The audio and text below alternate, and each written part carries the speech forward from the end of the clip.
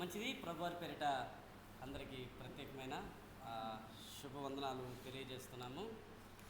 చాలా సంతోషం. ఇప్పటి వరకు మనం రక్షణ అవగాహన శాస్త్రం అనే విషయాలను దైవ సేవకుల ద్వారా మనం వింటూ వచ్చాం. మనం రక్షించబడడం అని ప్రతి ఒక్కరికి చెప్తాము. కానీ అసలు రక్షణ అంటే ఏంటో చాలాసార్లు మనం ఎరగకుండానే పోతున్నాం. ప్రస్తుతం బయట ఉన్న పరిస్థితులు అట్లాగనే ఉన్నాయి. ఈరోజు మనం స్వార్థ చెప్తాము. అది కూడా ఎట్లా అంటే యేసుని నమ్ముకోండి. ఇది ఒక్కటే, యేసుని నమ్మండి. కొన్నిసార్లు కొద్దిమంది చెప్పే స్వార్థ చర్చికి రండి అమ్మా. ఆ రెండు మాటలు స్వార్థ అని అంటారా? యేసు ప్రభు నమ్మండి, చర్చికి రండి అనేవి స్వార్థేనా? సో ఇట్లా కొన్నిసార్లు దారి తప్పిపోవడం. మరలా చెప్తున్నాను, ఈ మాట వినండి. సైతాను వెనక నుండి రాడు, ముందు నుండి కూడా రాడు. వెనక నుండి రాడు, ముందు నుండి రాడు. వాడు మన పక్కనే నడుస్తున్నట్టుగా నడిచి మాటల్లో పెట్టి సైడ్కి తీసుకెళ్తాడు.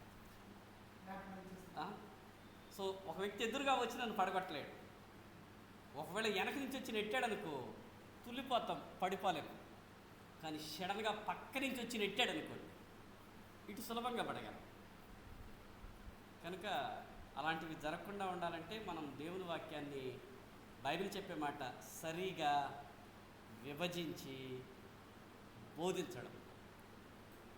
బోధించడం ఎంత ముఖ్యమో సరిగా విభజించిన దాన్ని వినడం కూడా అంతే ముఖ్యం, చాలా ప్రాముఖ్యం. మంచిది.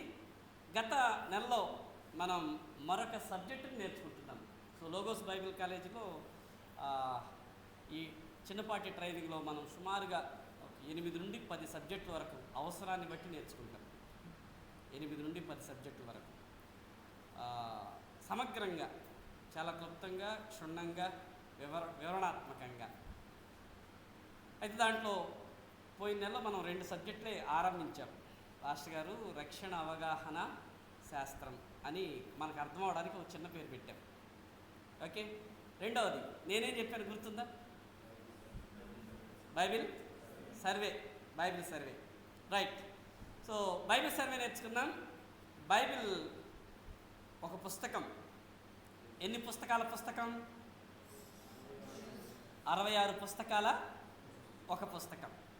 66 పుస్తకాల అంటే 66 పుస్తకాలు కలగలిపిన ఒక పుస్తకం బైబిల్. సో బైబిల్ ఎన్ని భాగాలు ఉన్నాయి? పెద్దగా చెప్తాం, మనకు తెలుసు కదా. ఓకే, మనమే ఉన్నాం, సౌండ్ పొల్యూషన్ కూడా ఏం లేదు, బయటికి వెళ్ళదు. 2 భాగాలు. ఒకటి పాత నిబంధన, క్రొత్త నిబంధన. పాత నిబంధనలో ఎన్ని పుస్తకాలు ఉన్నాయి? ఎన్ని? 39. క్రొత్త నిబంధనలో 27. Very good. పాత నిబంధనలో ఉన్న 39 పుస్తకాలని మనం సులభంగా అర్థం చేసుకోవడానికి ఎన్ని భాగాలుగా విభజించాం? ఎన్ని? పాత నిబంధనలో ఉన్న 39 వెనక్కి తిప్పుతున్నారా? 39 పుస్తకాలు ఎన్ని భాగాలు? 5 భాగాలు. 5 డానియల్ గారు ఎన్ని? 5 భాగాలు. చెప్పండి. నెంబర్ 1 ఫస్ట్ భాగం పంచకాండాలు. ఎన్ని పుస్తకాలు అవి? 5. నెంబర్ 2 మీరు చెప్పొద్దన్నా. చరిత్ర గ్రంథాలు. ఎన్ని? 12. పంచకాండాలు 5, చరిత్ర గ్రంథాలు 12. ఆ తర్వాత ఎన్ని? కావ్య గ్రంథాలు. ఎన్ని? 5. కావ్య గ్రంథాలు 5. ఓకే, మీకు అర్థమైందా? పంచకాండాలు 5, ఆదికాండం నుండి ద్వితీయోపదేశకాండం వరకు. చరిత్ర పుస్తకాలు 12, యెహోషువ నుండి ఎస్తేర్ వరకు. కావ్య గ్రంథాలు 5, యోబు నుండి యోబు, కీర్తనలు, సామెతలు, ప్రసంగి, పరమగీతం, పరమగీతం వరకు. నాలుగవది పెద్ద ప్రవక్తలు. యెషయా గ్రంథం నుండి దానియేలు గ్రంథం వరకు పెద్ద ప్రవక్తలు అన్నారు. చివరిది చిన్న ఎన్ని పుస్తకాలు? 12. హోషేయ నుండి మలాకి వరకు 12. సులభంగా గుర్తుపెట్టుకోవడానికి అంకెలు చెప్పాం. గుర్తున్నాయా?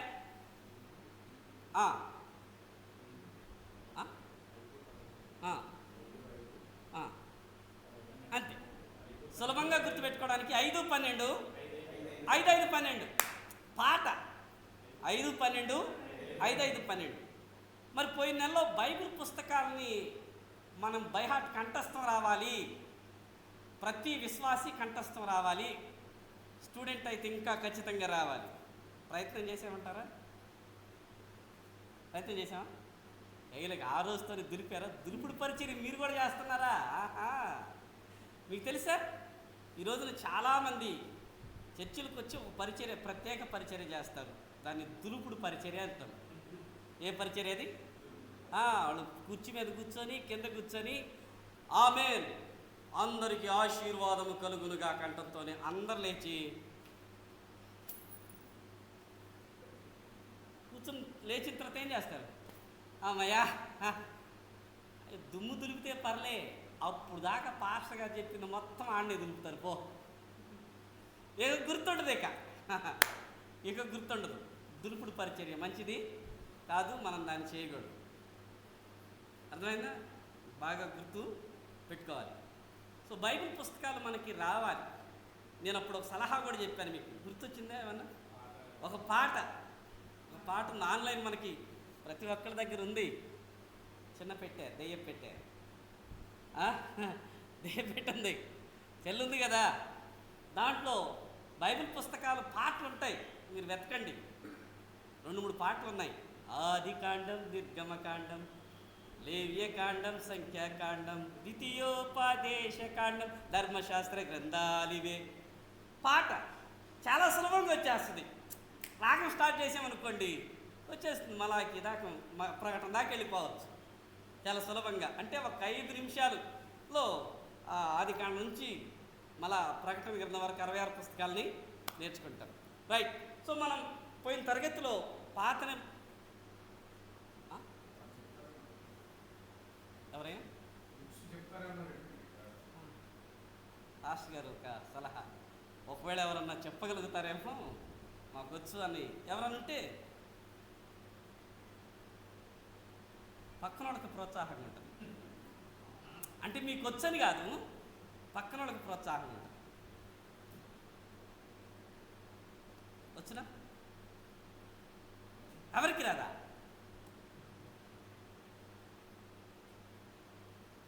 ఈ మధ్యకాలంలో ఒక డిస్కషన్ జరిగింది. మన బైబిల్ మన గురించి సాక్ష్యం చెప్తే ఎట్టుంటుంది? ఆ ప్రశ్న. ఓకే, మీరే ఆలోచించండి. మీ చేతుల్లో మీరు ప్రేమతో, మరి అది 300, 400, 1000 రూపాయలు, 2000 ఎంత పెట్టుకున్నారో, మీ బైబిల్ మీ గురించే టెస్ట్ మనీ ఇస్తే, తన టెస్ట్ మనీ మీది కాదు, మీ బైబిల్ మీ గురించి తన టెస్ట్ మనీ చెప్తే ఏం చెప్పుద్ది? నేను చాలా గట్టి మాటే అన్నాను. మరి మీకు ఎంత అర్థమైందో కానీ, మీ బైబిల్ మీ గురించి చెప్తే, ఏమంటే నేను మీ భాగస్వామి చెప్తే అనట్లేదండి బాబు, అది సమస్య. మీ భాగస్వామి గదిలు ఇచ్చి మీ ఆయన గురించి చెప్పమ్మా, లేకపోతే మీ ఆవిడ గురించి చెప్పాను అనుకోండి, వద్దులండి అంటామేమో. కానీ మీ బైబిల్ మీ గురించి చెప్తే ఏమని చెప్తుంది? ఎక్సలెంట్ అండి బాబు, ఆయన నన్ను తెరవ ఓపెన్ చేయని రోజు ఉండదు తెలుసా, చేసి నన్ను నలగొడతాడు బాబు, రాసిపడేస్తాడు మొత్తం. అసలు నా గురించి ఆయనకు బాగా తెలుసు, ఆ వచనాలు భలే చేస్తాడు. కొన్నిసార్లు చిరిగినా సరే ఆ మనిషి కొత్తగా కొనుక్కుంటాడేమో అనుకుంటే కొత్తది కాదు, స్టిక్కర్ వేసి మళ్ళీ దాన్ని ఇంకా చదివి, లేకపోతే అది అయిపోయిన తర్వాత నన్ను ఇంకో కొత్త బైబిల్ కొంటానని చెప్పి నన్ను పక్కన పెట్టి ఇంకో కొత్త బైబిల్ కొని టాలీ చేసుకుంటూ చదువుతూ ఉంటాడు. భలే చదువుతాడు అని చెప్పుద్దా, లేకపోతే నన్ను కన్నా ఆయన వారానికి ఒక్కరోజు, అది కూడా శనివారం ఎదుగుతాడని చెప్పుద్దా? ఎందుకు శనివారం? మరి ఆదివారం ఉంది కదేంటి? ఆదివారం ఉంది కాబట్టి శనివారం ఓపెన్ చేస్తాం. ఓపెన్ చేసి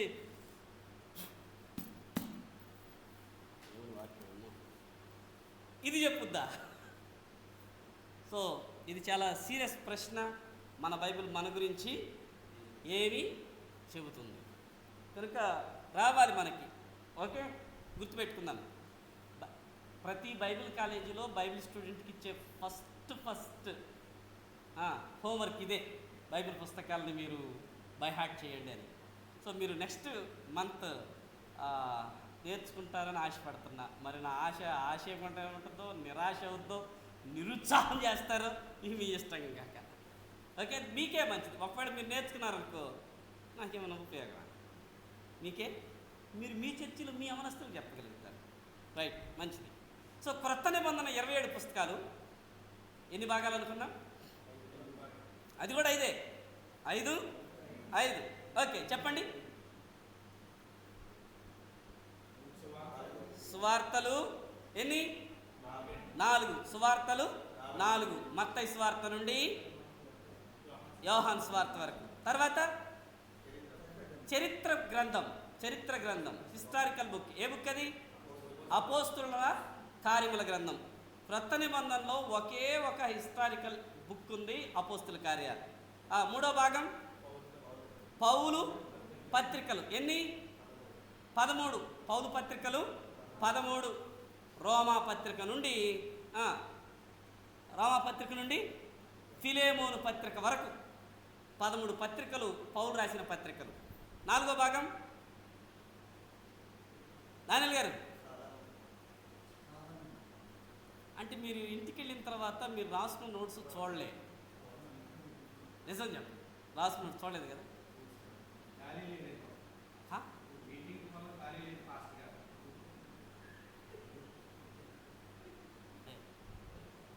జాగ్రత్తగా ఈ మాట వినాలి.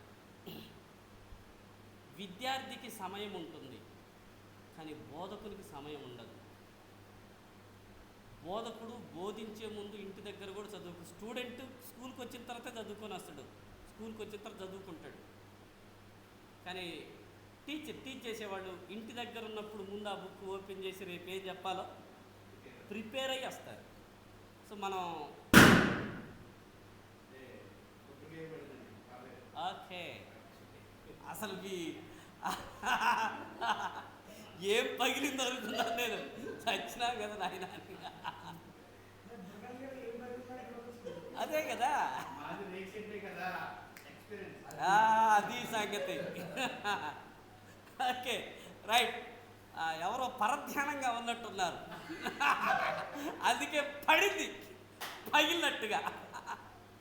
గుడ్.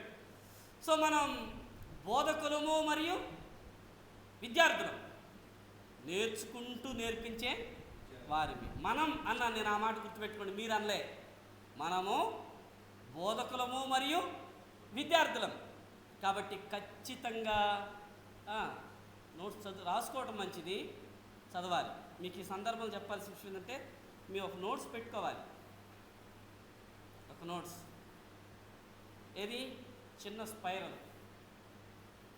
ఎన్నయ్య కాదు, లాంగ్గా పెద్ద మంచిది చూసుకొని. ఎందుకంటే ఇప్పుడు రాసుకున్నది మీకు లైఫ్ ఉంటుంది. మీకు తెలుసా, మా బైబిల్ కాలేజ్ అయిపోయి 20 సంవత్సరాల పైన అయింది. మా నోట్స్ ఇప్పటికీ అప్పుడు అట్టను ఇప్పుడు అట్లాగే ఉన్నాయి. అంటే ఓపెన్ చేయమనే ఆ సందర్భాల్లో ఓపెన్ చేసి చూసుకుంటూ, మిగతా బుక్స్ చూసుకుంటూ కూడా ఆ బుక్స్ అట్లాగే జాగ్రత్తగా దాచిపెట్టుకున్నాం. మీకు తెలియదు అనుకుంటా, పాస్టర్ గారు టంకు పెట్టిలో పెట్టి మరీ దాన్ని జాగ్రత్తగా పెట్టుకున్నాడు. ఎందుకు? అది నోట్స్ అంటే అట్లా దాన్ని జాగ్రత్త ఇవ్వాలి, పేపర్ మీద రాసుకోకూడదు. ఒకవేళ తప్పనిసరిగా ఇప్పుడు రాసుకున్నా మీరు దాన్ని తర్వాత ఎత్తి నోట్స్ మీద రాయాలి. అర్థమవుతుందా? పీడిఎఫ్ ఇస్తే బాగుంటుంది కదా, ఇస్తే బాగుంటుంది, ఇంకా పాడైపోతుంది. ఇచ్చినా సరే రాసుకోవాలి, పీడిఎఫ్ ఇచ్చినా రాసుకోవాలి. కనుక మీరు ఆ పని చేయాలి. బుక్ పెట్టాలి, సబ్జెక్ట్ వైగా. ఒకవేళ పాస్టర్ గారు ఒక సబ్జెక్ట్ చెప్పారనుకోండి, దాన్ని ఒక వైపు నుంచి రాసుకుంటారండి. ఇంకో సబ్జెక్ట్ చెప్తున్నా, ఇంకో వైపు నుంచి రాసుకుని రండి. అట్లా అది మీ దగ్గర భద్రంగా ఉంటుంది. సో రాసుకున్న దాన్ని ఇంటికి వెళ్ళిన తర్వాత ఆయా సందర్భాల్లో కొంత రివ్యూ చేస్తే బాగుంటుంది. కనీసం ఎంత తక్కువగా వేసుకున్నా కనీసం 2-3 సార్లు. ఎందుకంటే మనకి ఉద్యోగాలు ఉన్నాయి, పరిచర్య ఉంది, అటు ఇటు సంఘాలు పనులు ఉన్నాయి. అలా చేస్తేనే మనకు ఉపయోగం.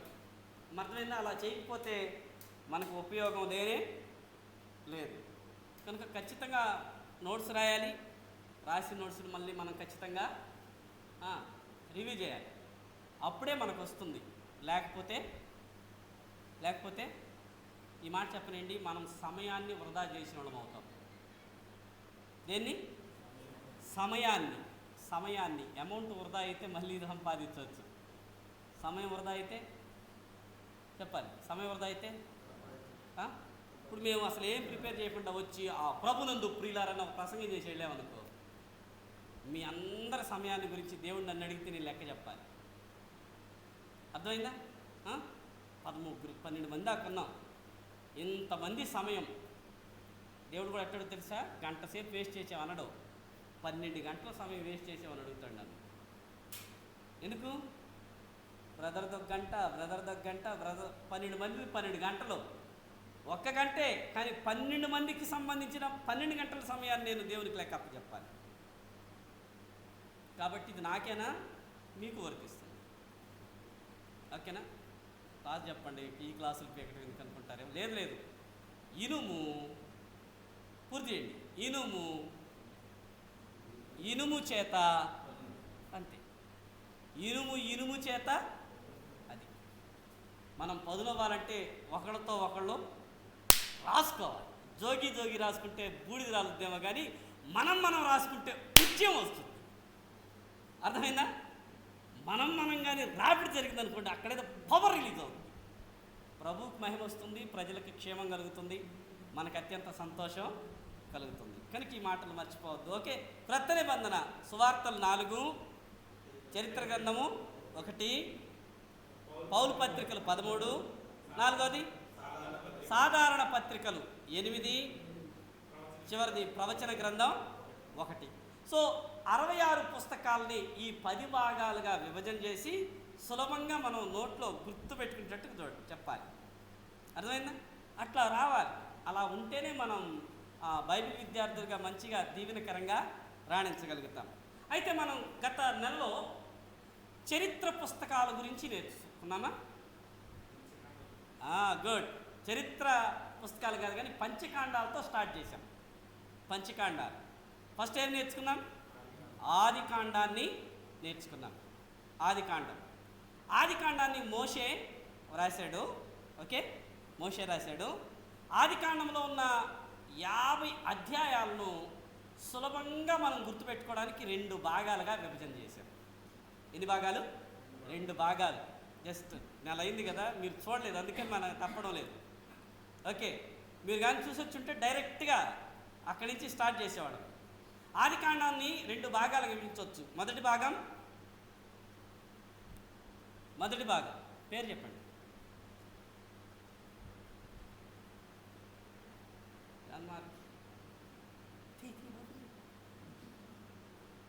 మొదటి భాగం చెప్పండి. మొదటి భాగం హతసాక్షులు.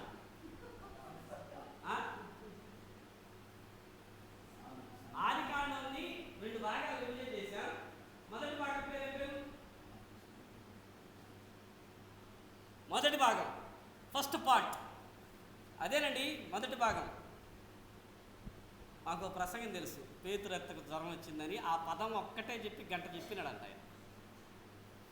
పేతురెత్తకు జ్వరం వచ్చిందని గంట సేపు చెప్పాడు. ఏం చెప్పాడంటే అదే మాట. మళ్ళీ ఎవరు నిద్రపోలేదు, విసిగిపోలేదు.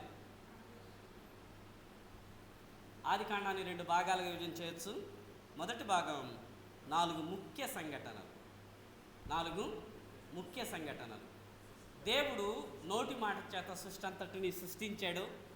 6వ రోజు మానవుని నిర్మించి పండు తినొద్దు, ఆ చెట్టు జోలు పోవద్దు, ఆ పండు మీరు తినొద్దు అని చెప్పాడు. 2వ భాగం మానవుడు దేవుని మాటకి అవిధేయత చూపించి ఆ పండును తిని పాపములో పడిపోయాడు. ఇది 2వది. సృష్టి, లోకంలోనికి పాపం ప్రవేశించడం.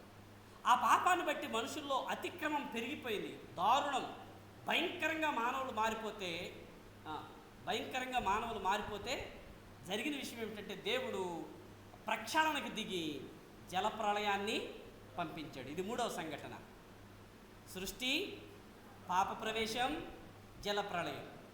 నోవాహు దినాల్లో జలప్రళయాన్ని పంపించి 40 రోజులు వర్షం కురిపించి అప్పుడు ఉన్నటువంటి నోవాహు కుటుంబాన్ని తప్ప మిగతా అంతటిని, ఓడలోనికి వచ్చిన జంతువులు తప్ప అంతటిని నిర్మూలం చేసి నోవాహు పిల్లల ద్వారా మరలా సృష్టి అంతటిని అంటే సృష్టిలో ఉన్న మానవుల్ని విస్తరింప చేశాడు. అలా విస్తరించిన మనుషులు విస్తరించకుండా అటు ఇటు పోకుండా నిమ్రోదు నాయకత్వంలో బాబేలు గోపురాన్ని కట్టడానికి ప్రారంభించారు. అక్కడ బాబేలు దగ్గర భాషలు తారుమారు అయ్యాయి. ఇది 4వ సంఘటన, భాషల తారుమారు. ఈ 4 సంఘటనలు మొదటి 11 అధ్యాయాల్లో ఉన్నాయి. తర్వాత 12వ అధ్యాయం నుండి 50వ అధ్యాయం వరకు 4 ముఖ్య పితరులు ఉంటారు. మీకు సులభంగా గుర్తుపెట్టుకోవడానికి 4 ముఖ్య సంఘటనలు, 4 ముఖ్యమైన పితరులు. ఈ 2 మాటలు చాలాసార్లు చెప్పించాను అప్పుడు నేను. 4 ముఖ్య సంఘటనలు, 4 ముఖ్యమైన పితరులు. ఓకే, సో అబ్రహాము, ఇస్సాకు, యాకోబు, యోసేపు. యాకోబుకి దేవుడు ఇశ్రాయేలు అనే పేరు పెట్టాడు. ఇశ్రాయేల్ అనే మనకు తెలుసు, ఇశ్రాయేల్ అనే పేరు.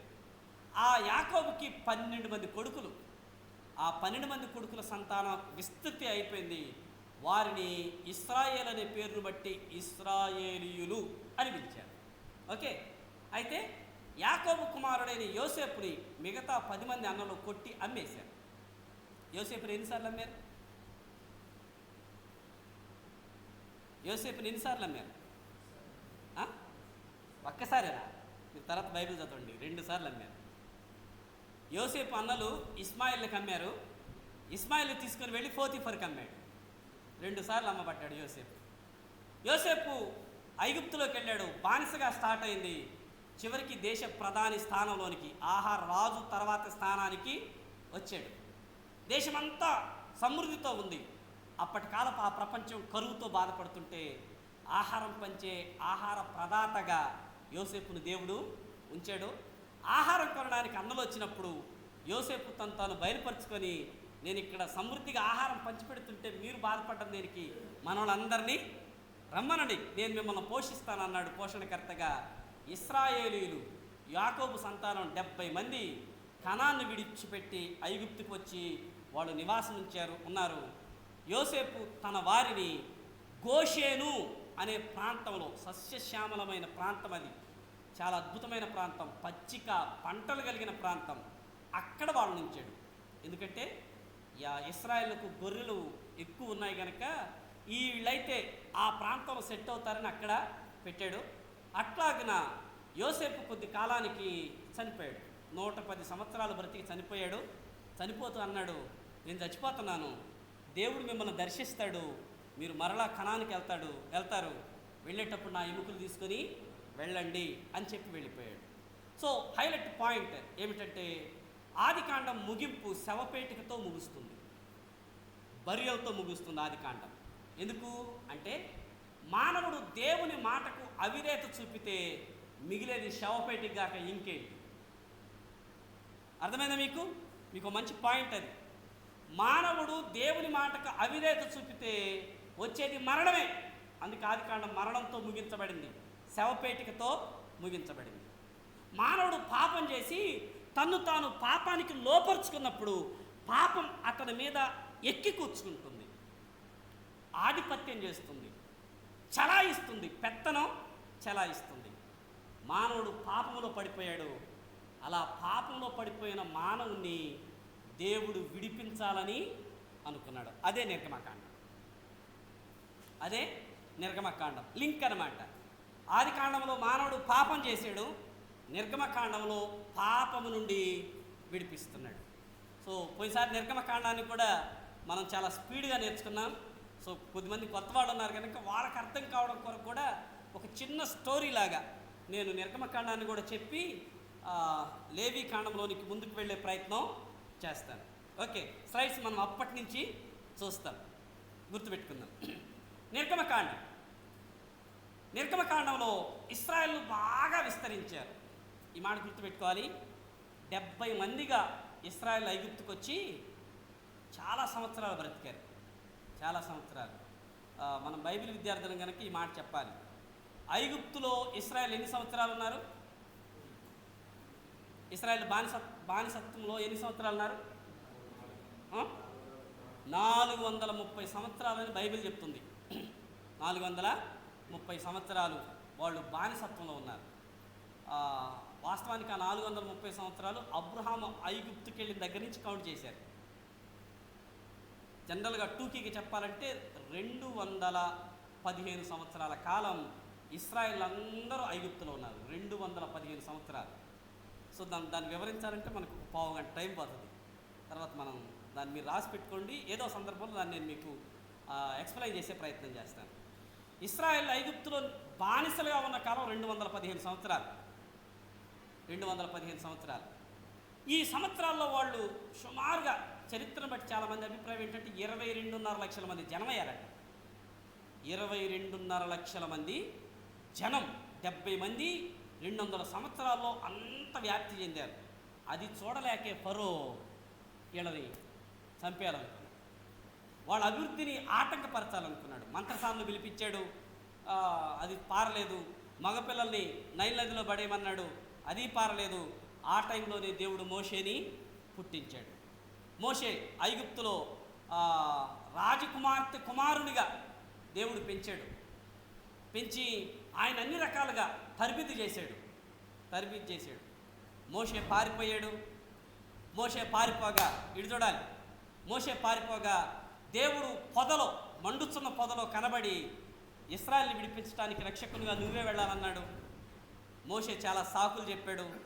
సాకులన్నింటికీ దేవుడు సమాధానం చెప్పి అహరోను తోడించి ఐగుప్తుకి పంపించాడు. మోషే అహరోన్లు ఇద్దరు ఐగుప్తుకి వచ్చారు. ఫరో ఎదుట నిలబడ్డారు. ఇశ్రాయేలు దేవుడు పంపించాడు. ప్రజలందరినీ పంపించంటే ఫరో అన్నమాట, యెహోవా ఎవడు యా అని అన్నాడు. బైబిల్ ఆ మాట ఉంటుంది. యెహోవా ఎవడు?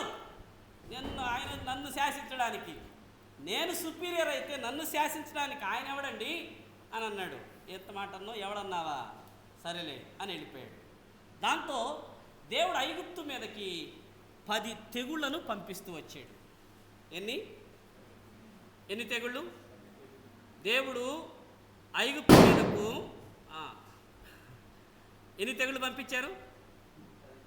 10 తెగుళ్లను పంపించాడు. జస్ట్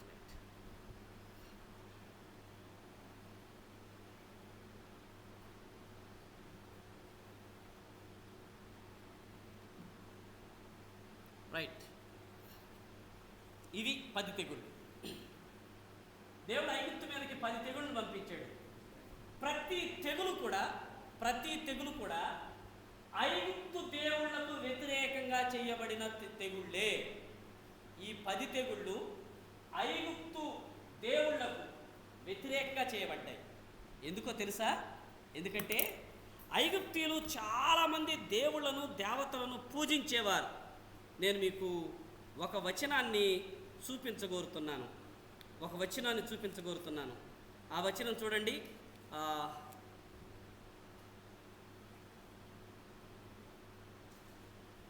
12 ఆదికాండం 12వ అధ్యాయం 12వ వచనం. సారీ, ఆదికాండం కదా, నిర్గమకాండం 12:12.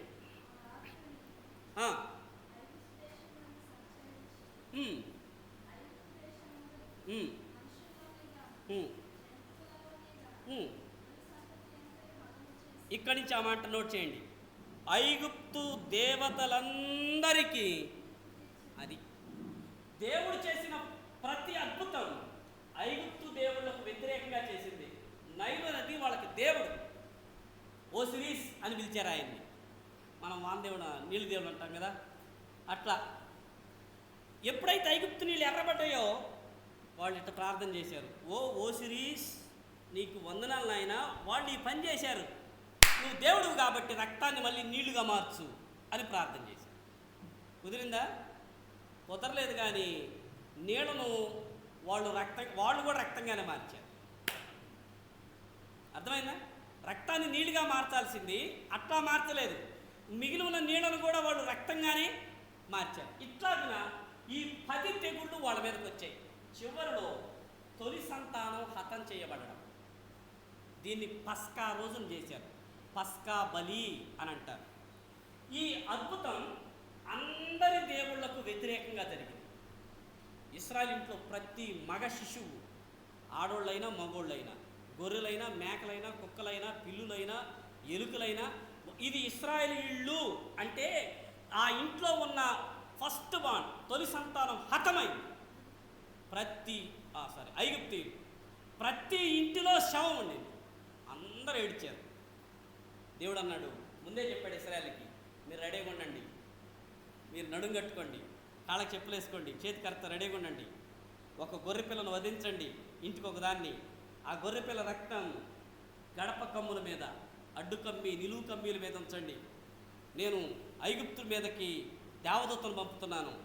ఎవరి ఇంటి గడప కమ్ముల మీద పస్కా బలి పశువు రక్తం ఉండదో ఆ ఇంట్లో ఉన్న తొలి సంతానాన్ని చంపుకుంటూ వెళ్తాను. ఒకవేళ ఉంటే ఆ ఇంటిని దాటిపోతాను అని 12వ అధ్యాయంలో చెప్పాడు.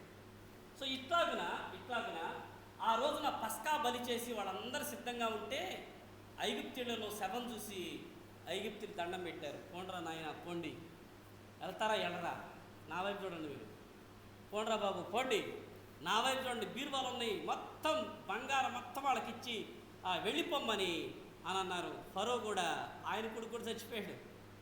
ఫరో కొడుకు కూడా చచ్చిపోతే ఇక భయపడి చేసేది లేక ఇశ్రాయేలుకి విడుదల ఇచ్చారు. కనుక బైబిల్ మనకు చెప్తుంది, క్రీస్తును పస్కా పశువు వధింపబడెను. కొరింథీయులకు రాసిన మొదటి పత్రిక 5వ అధ్యాయం 7వ వచనంలో ఆ మాట ఉంటుంది. కొరింథీయులకు రాసిన మొదటి పత్రిక 5వ అధ్యాయం 7వ వచనంలో క్రీస్తు అనే పస్కా పశువు వధించబడ్డాడు అని. సో అట్లాగున ఈ 10 తెగుళ్ళు ద్వారా చివరి తెగులకు భయపడి ఇంకెన్ని జరుగుతాయో వీళ్ళ నుంచి కానీ ఇశ్రాయేలుని దేవుడు విడిపించాడు. ఐగుప్తీయులు పంపించేశారు, స్వతంత్రం ఇచ్చారు. మీకు మరలా చెప్తున్నాను, ఆది కాండంలో మానవుడు పాపం చేసి పాపపు బానిసత్వంలో పడిపోతే, నిర్గమకాండంలో పాపపు బానిసత్వంలో ఉన్న వారిని పస్కా పశువు రక్తము ద్వారా దేవుడు విమోచించాడు. ఇదే గాస్పల్, మనం చెప్పుకునే గాస్పల్. యేసు రక్తం అనంటామే పాత నిబంధనలో అది ఛాయగా ఉండింది, ఆయనకి ఛాయగా. క్రొత్త నిబంధనలో పౌలు దాన్ని అన్నాడు, క్రీస్తు అనే పస్కా పశువు మన కోసం వధించబడింది. దాన్నే బాప్తిస్మిచ్చి యోహాను అన్నాడు, ఇదిగో లోక పాపములు మోసుకొని పోవు దేవుని గొర్రెపిల్ల. ఇదిగో తుది గొర్రెపిల్ల పుట్టింది, ఇక గొర్రెపిల్లలు చావనవసరం లేదు. అందుకే యేసు ప్రభు పుట్టినప్పుడు ఆ వార్త ఎవరికి వెళ్ళింది? దేవుడు గొర్రెల కాపర్లకు ఎందుకు చెప్పాడంటే, ఇక మీరు వీటిని గాయాల్సిన అవసరం లేదు, ఎందుకంటే పెద్ద గొర్రె, శ్రేష్టమైన గొర్రెగా యేసు ప్రభు పుట్టాడు, ఆయన బలితో ఇక బలి వ్యవస్థ అయిపోతుంది, అవసరం లేదని చెప్పడానికి యేసు ప్రభు వారు పుట్టుకను గొర్రెల కాపర్లకు దేవుడు తెలియజేశాడు. సో అట్లాగున ఆయన రక్తం ద్వారా, లేకపోతే గొర్రెపిల్ల రక్తం ద్వారా ఇశ్రాయేలు విడిపించబడి వారు కనాను దేశానికి, వాగ్దాన దేశానికి ప్రయాణం అయ్యారు. వాగ్దాన దేశానికి ఈ మ్యాప్ని జాగ్రత్తగా మీరు చూడాలి. వాగ్దాన దేశానికి వారు ప్రయాణమై వెళ్ళారు. సో ఈ ప్రయాణంలో జాగ్రత్తగా గోషేను, ఇక్కడ నుండి ఇశ్రాయేలు ఇక్కడ ఉన్నారు, ఇక్కడ నుంచి దేవుడు వారిని విడిపించాడు. సో ఇది గోషేను, ఇది కనాన్, ఇది మధ్యధరా సముద్రం, ఇది మృత సముద్రం, ఈ బ్లాక్గా ఉన్నది. సో మీకు చిన్న అక్షరాలని కనపడుతున్నాయో లేదు, కనపడుతూ ఉండాలి. గోషేన్ నుండి కనానుకు వెళ్ళడానికి 3 దారులు ఉన్నాయి. 3 దారులు. ఒకటి వయా ఫిలిస్తీ దేశం మీదుగా వెళ్ళవచ్చు, వయా ఫిలిస్తీయ దేశం. రెండవది వయా షూరు మార్గం గుండా వెళ్ళవచ్చు. థర్డ్ది గోషేన్ నుండి వయా ఎర్ర సముద్ర మార్గం నుండి వెళ్ళవచ్చు. ఫిలిస్తీ మార్గం నుండి వెళ్తే 4 డేస్లో నడిచి వెళ్ళిపోతారు, జస్ట్ 4 డేస్, 4 రోజులు నడిచి వెళ్ళిపోతారు. షూరు మార్గం నుండి వెళ్తే 7 రోజుల్లో నడిచి వెళ్ళిపోతారు. కానీ గోషేన్ నుండి ఎర్ర సముద్రపు మార్గాన్ని కానీ నడిచి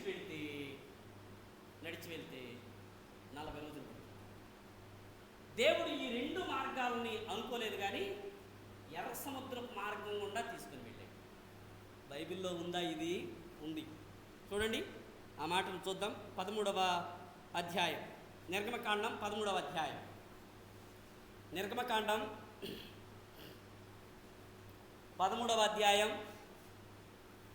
17వ వచనం. మరియు ఫరో ప్రజలను పోనీయగా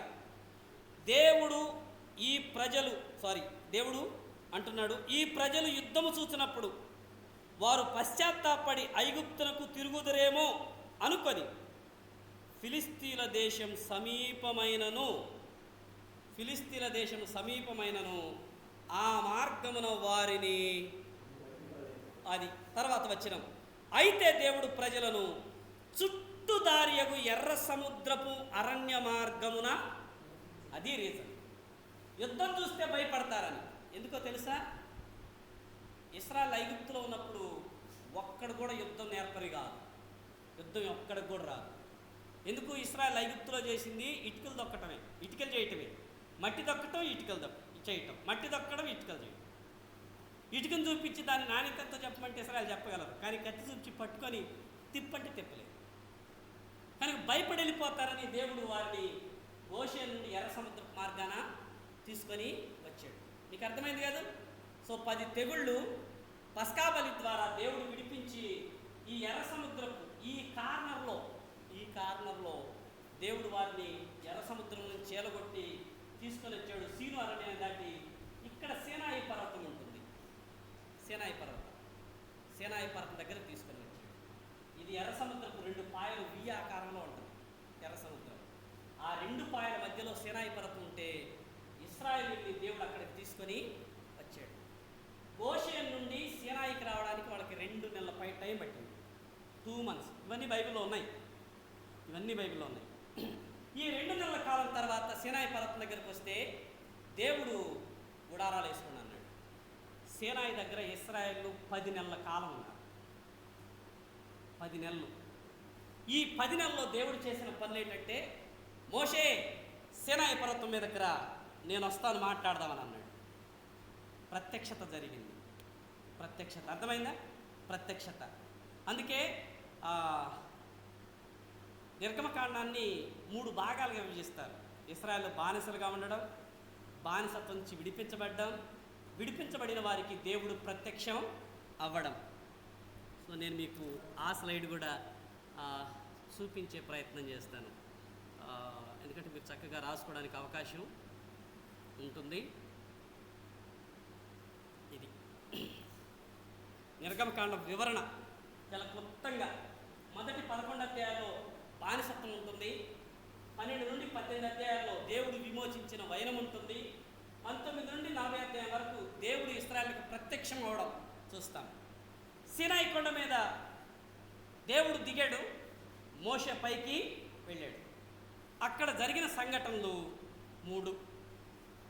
సీనాయి పర్వతం మీద మోషే వెళ్ళినప్పుడు అక్కడ 3 జరిగాయి. ఒకటి, దేవుడు అన్నాడు పెన్ను పేపర్ తీసుకో అని ఆదికాండపు విషయాలన్నీ దేవుడు మోషేకి బోధించాడు, రాస్తూ వచ్చాడనమాట. మీరు రాసుకునే పనులు పడి మర్చిపోయారు. ఓకే, సీనాయి పర్వతం మీద మోషేకి ఆదాము దగ్గర నుండి ఈ విషయాలన్నీ చెప్తూ వచ్చాడు, విషయాలన్నీ. అందుకే మోషే రాయగలిగాడు, లేకపోతే ఆదాము విషయం మోషేకేం తెలుసు. రెండవది, 10 ఆజ్ఞలు ఇచ్చాడు. దీనికోసమే చెప్తున్నాం మనం. సీనాయి పర్వతం దగ్గర 10 ఆజ్ఞలు ఇవ్వబడ్డాయి. 10 తెగుళ్ళు తర్వాత 10 ఆజ్ఞలు. నిర్గమకాండం 20వ అధ్యాయంలో మళ్ళీ ప్రశ్న, ఎంతమందికి 10 ఆజ్ఞలు వరుసగా వచ్చును? దొరకండి సార్, సండే స్కూల్ పిల్లలు చెప్పినట్టు చెబితేట. ఒకవేళ మన పిల్లలే మన దగ్గరికి వచ్చి నాన్న 5వ ఆజ్ఞ ఇది నాన్న అన్నారు, మీ పిల్లలే మీ దగ్గరికి వచ్చి రాయల్ గారు నాన్న 5వ ఆజ్ఞ ఇది నాన్న సండే స్కూల్ టీచర్ అడిగింది అన్నారు అనుకో, ఆగి అమ్మా శవతానని బైబిల్ తీసిన అనుకో, ఏమర్థం అవుతుంది మీ పిల్లలకి? మా నాయనకి కూడా, మా అమ్మకు కూడా రాదనరా, వాళ్ళకి తెలియదు కదా. ఏంట్రా పాస్టర్ కొడుకు పోయింది నీకు 5వ ఆజ్ఞ తెలియదు అన్నారు అనుకో, ఊరుకోటి టీచర్ మా నాన్నకు కూడా తెలియదు అన్నారు అనుకో, అయిపోయా. అర్థమైందా? అది జరుగుతాయి ఇట్లాంటివి. అందుకని ఇవి మేజర్ మనం నేర్చుకోవాలి. 10 ఆజ్ఞలు. 10 ఆజ్ఞలను దేవుడు ఇచ్చాడు. ఇది రెండవది. మూడవది ఏం చెప్పాడంటే ప్రత్యక్ష గుడారాన్ని కట్టమని చెప్పాడు నిర్గమకాండంలో 25వ అధ్యాయం 7-8 వచనాలు. 25వ అధ్యాయం నిర్గమకాండం 25వ అధ్యాయం 7-8 వచనాలు. ఈ వచనాల్లో దేవుడు అంటాడు, నేను మీ మధ్య నివసించినట్లుగా నా కోసం ప్రత్యక్ష గుడారాన్ని కట్టండి అని చెప్పాడు. నేను వారిలో నివసించినట్లు వారు నాకు పరిశుద్ధ స్థలాన్ని నిర్మించాలి. నేను మీకు చూపించే విధంగా మందిరాన్ని కట్టండి అని చెప్పాడు. నిర్గమకాండం 25:7-8-9 వచనాల్లో ప్రత్యక్ష గుడారం కట్టడం. ఇది నిర్గమకాండంలో మూడవది. ఓకేనా? 10 తెగుళ్ళు, 10 ఆజ్ఞలు, 10 వస్తువులు అన్నామే. ఈ 10 వస్తువులు ప్రత్యక్ష గుడారంలో. ప్రత్యక్ష గుడారాన్ని కట్టండి. ఎందుకయ్యా గుడారం? నేను వచ్చి మీ మధ్య ఉంటాను అన్నాడు. ఇప్పుడు దాకా ఆకాశంలో ఉన్నాను, ఇప్పుడు నేను మీ మధ్య ఉంటాను, మీతో ఉంటాను. అరణ్యంలో వెళ్తున్నారు కదా, మీ మధ్య నేనే ఉంటాను అన్నాడు. అందుకని దేవుడు అన్నారు, మరి ఎట్లా కట్టాలి? నేను నీకు చూపిస్తాను అని బ్లూ ప్రింట్ దేవుడు సీనాయి కొండ మీద మోషేకి చూపించాడు. Blue print. మోషే చిన్న మనిషి కాదు, మంచి బీటెక్ కాదు ఎంటెక్ చేసి ఉంటాడు ఆ రోజుల్లో. అది మంచి ఇంజనీర్ అండి, మంచి ఇంజనీర్. కున్ఫు కరాటేలు బాగా వచ్చాయి ఆయనకి. అందుకే ఒక్క దెబ్బతోనే ఐగుప్తుని చంపి పడేసి. నిజం చెప్పండి, ఒక్క దెబ్బ కొడితే ఎవడు చచ్చిపోతాడు? ఆ విద్య వచ్చినోడికే తెలుసుద్ది. కున్ఫు కరాటే వాళ్ళు ఒక్క దెబ్బ కొడితే సార్, మోషేకి బ్లాక్ బెల్ట్ వచ్చేమో, మనోడు మాస్టర్ అయి ఉంటాడు, ఇంజనీర్. అందుకే నేను నీకు చూపించు దాని చొప్పునే కట్టమన్నాడు. అందుకే అక్కడ ఉంది చూడండి, నేను కనపరచు విధముగా. అంటే ప్రత్యక్ష గుడారాన్ని సీనాయి పర్వతం మీద దేవుడు మోషేకి చూపించాడు. మీకు ఇంకో మాట చెప్పాలి, మళ్ళీ ఎప్పుడు ఇంకొకసారి చూపి ప్రభు అట్లాగే ఉందో లేదని అడగలేదు మోషే. అంటే వన్స్ ఒక్కసారి చూసి బ్లూ ప్రింట్ని కళలో ఇముడ్చుకోగలిగిన జ్ఞానం మోషేకు ఉంది. స్టెఫన్ ప్రసంగంలో చెప్తాడు కదా, మాటల యందు ప్రవీణుడు అని. ఆ ప్రావీణ్యత దేవుడిచ్చింది. దాన్ని చూసుకొని బెసలేలు అహోలియాబుల సహాయంతో మోషే ప్రత్యక్ష గుడారాన్ని నిర్మించే పనిలో పడితే ప్రత్యక్ష గుడారాన్ని మోషే నిర్మించాడు. అది ఎట్లా జరిగింది? అది ఎట్లా ఉంది? ప్రత్యక్ష గుడారం ఇదిగో ఇలా ఉంటుంది. ప్రత్యక్ష గుడారం నిర్మాణం ఇంకొంచెం ఇది. సో ప్రత్యక్ష గుడారాన్ని ఇట్లా కట్టాలి, తెరలతో కట్టాలి.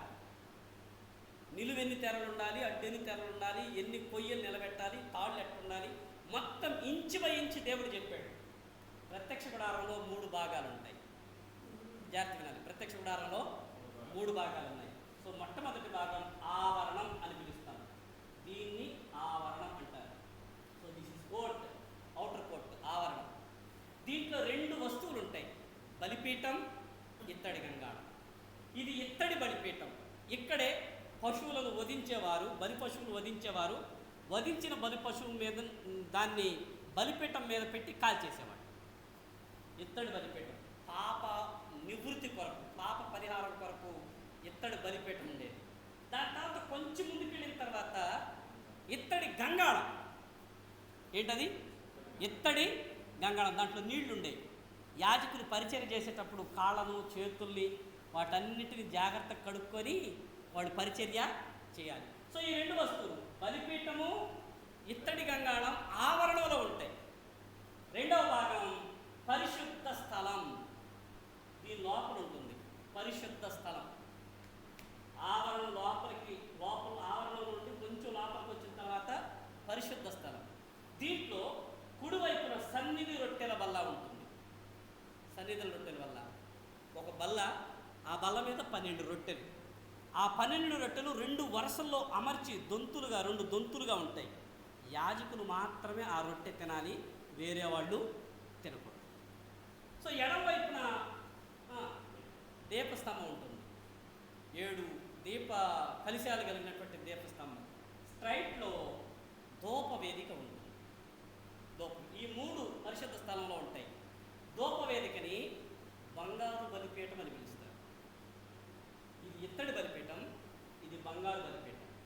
దీని దగ్గర జంతువును బలి అర్పిస్తారు, ఇక్కడ ప్రార్థన చేస్తారు. జకర్యా ఎక్కడ ఉన్నప్పుడే గబ్రియలు వచ్చి, జకర్యా భయపడకము, నీ ప్రార్థన వినబడింది, నీకు ఒక కొడుకు పడతాడు, యోహాను పేరు పెట్టని చెప్పి. అది ఇక్కడే జరిగింది లోపల. సో ఈ 3 వస్తువులు, ఇవి 2, ఇవి 3. ఓకే, మీకు అర్థమవుతుంది కదా. ఆవరణం, పరిశుద్ధ స్థలం. 3వది అతి పరిశుద్ధ స్థలం, హోలీ ఆఫ్ హోలీనెస్, అతి పరిశుద్ధ స్థలం అంటారు. ఈ రెండింటిని విడగొడుతూ ఇక్కడ ఒక వేలు ఉంటుంది, తెర. ఇది ఎంత స్ట్రాంగ్ అంటే 2 జతల ఒంగోలు గిత్తలని తీసుకొని ఆ ఒంగోలు గిత్తలకి ఈ తెరని అటొక వైపు ఇటొక వైపు కట్టి తోలితే ఆ 2 జతల ఎడ్లు కూడా ఆ తెరని చించలేవు. అంత స్ట్రాంగ్ ఉంటుంది ఆ తెర, మామూలు స్ట్రాంగ్ ఉంటుంది. అయితే యేసు ప్రభువారు శిలువలో చనిపోయినప్పుడు ఆ తెర పై నుండి కిందకి చిరిగెను అని ఉంటుంది.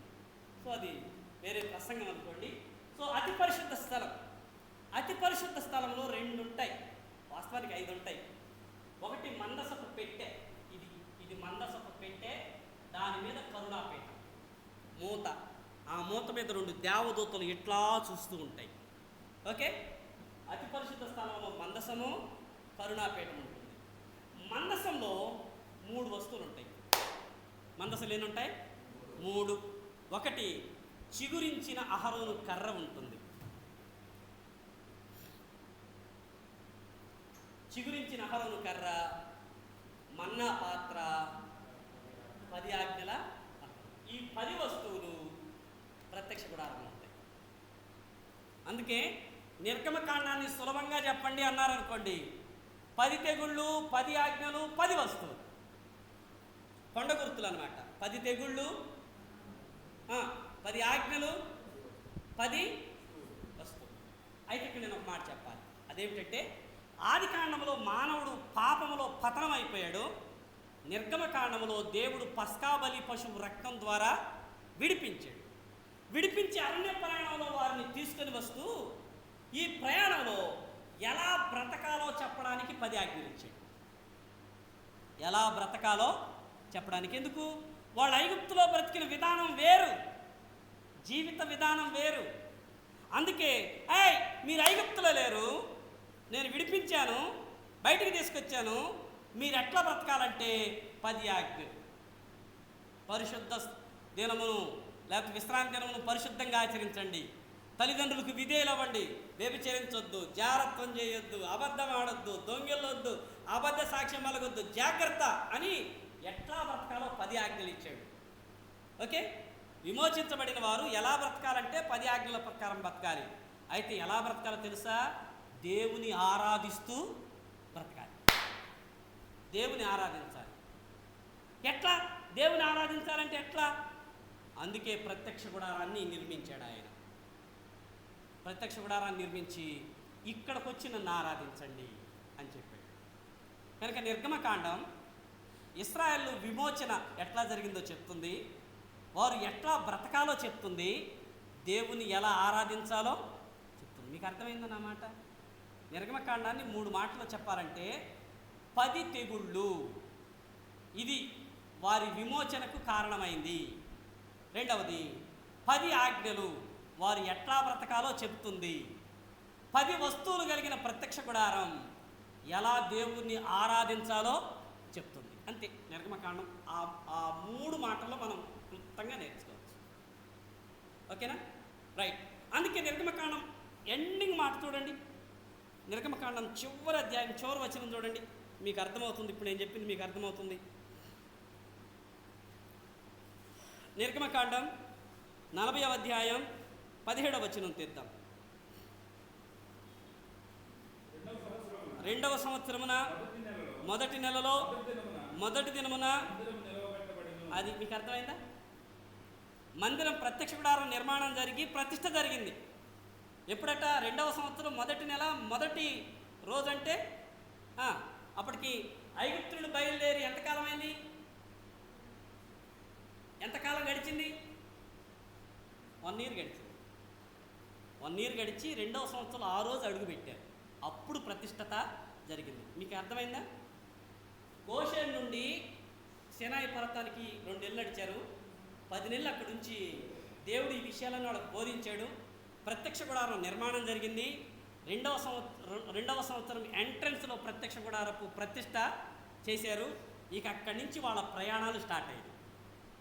వాళ్ళ ప్రయాణాలు, ఆ ప్రయాణ పద్ధతి ఎట్లా ఉందో మనం చూస్తాం. 35వ వచనంలో వాళ్ళు భయపడకుండా ఆ ప్రతిష్ట జరిగిన రోజున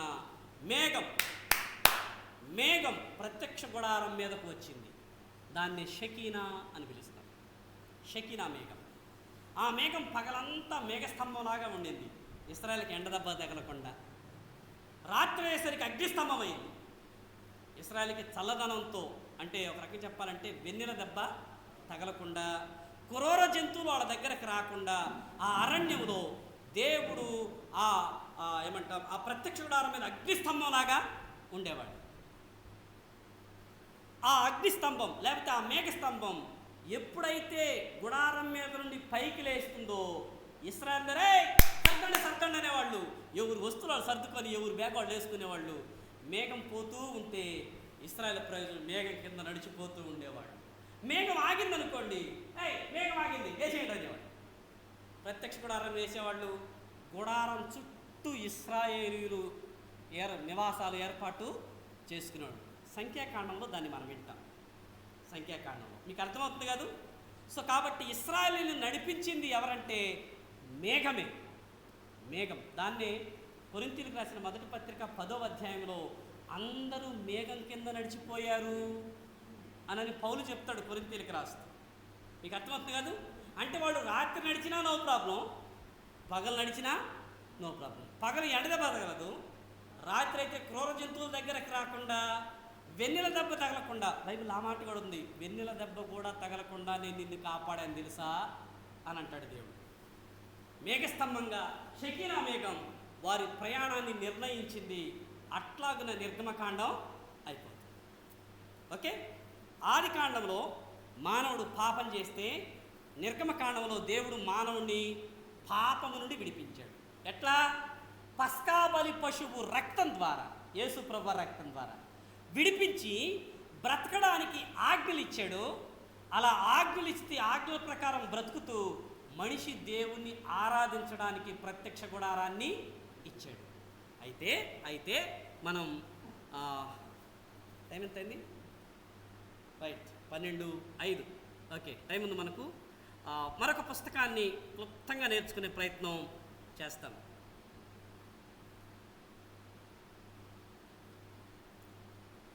ఇప్పుడు దాకా నేను చెప్పిన స్లైడ్స్ అన్నీ ఇక్కడ దాకా వచ్చాయండి. Okay, right. లేవీకాండం.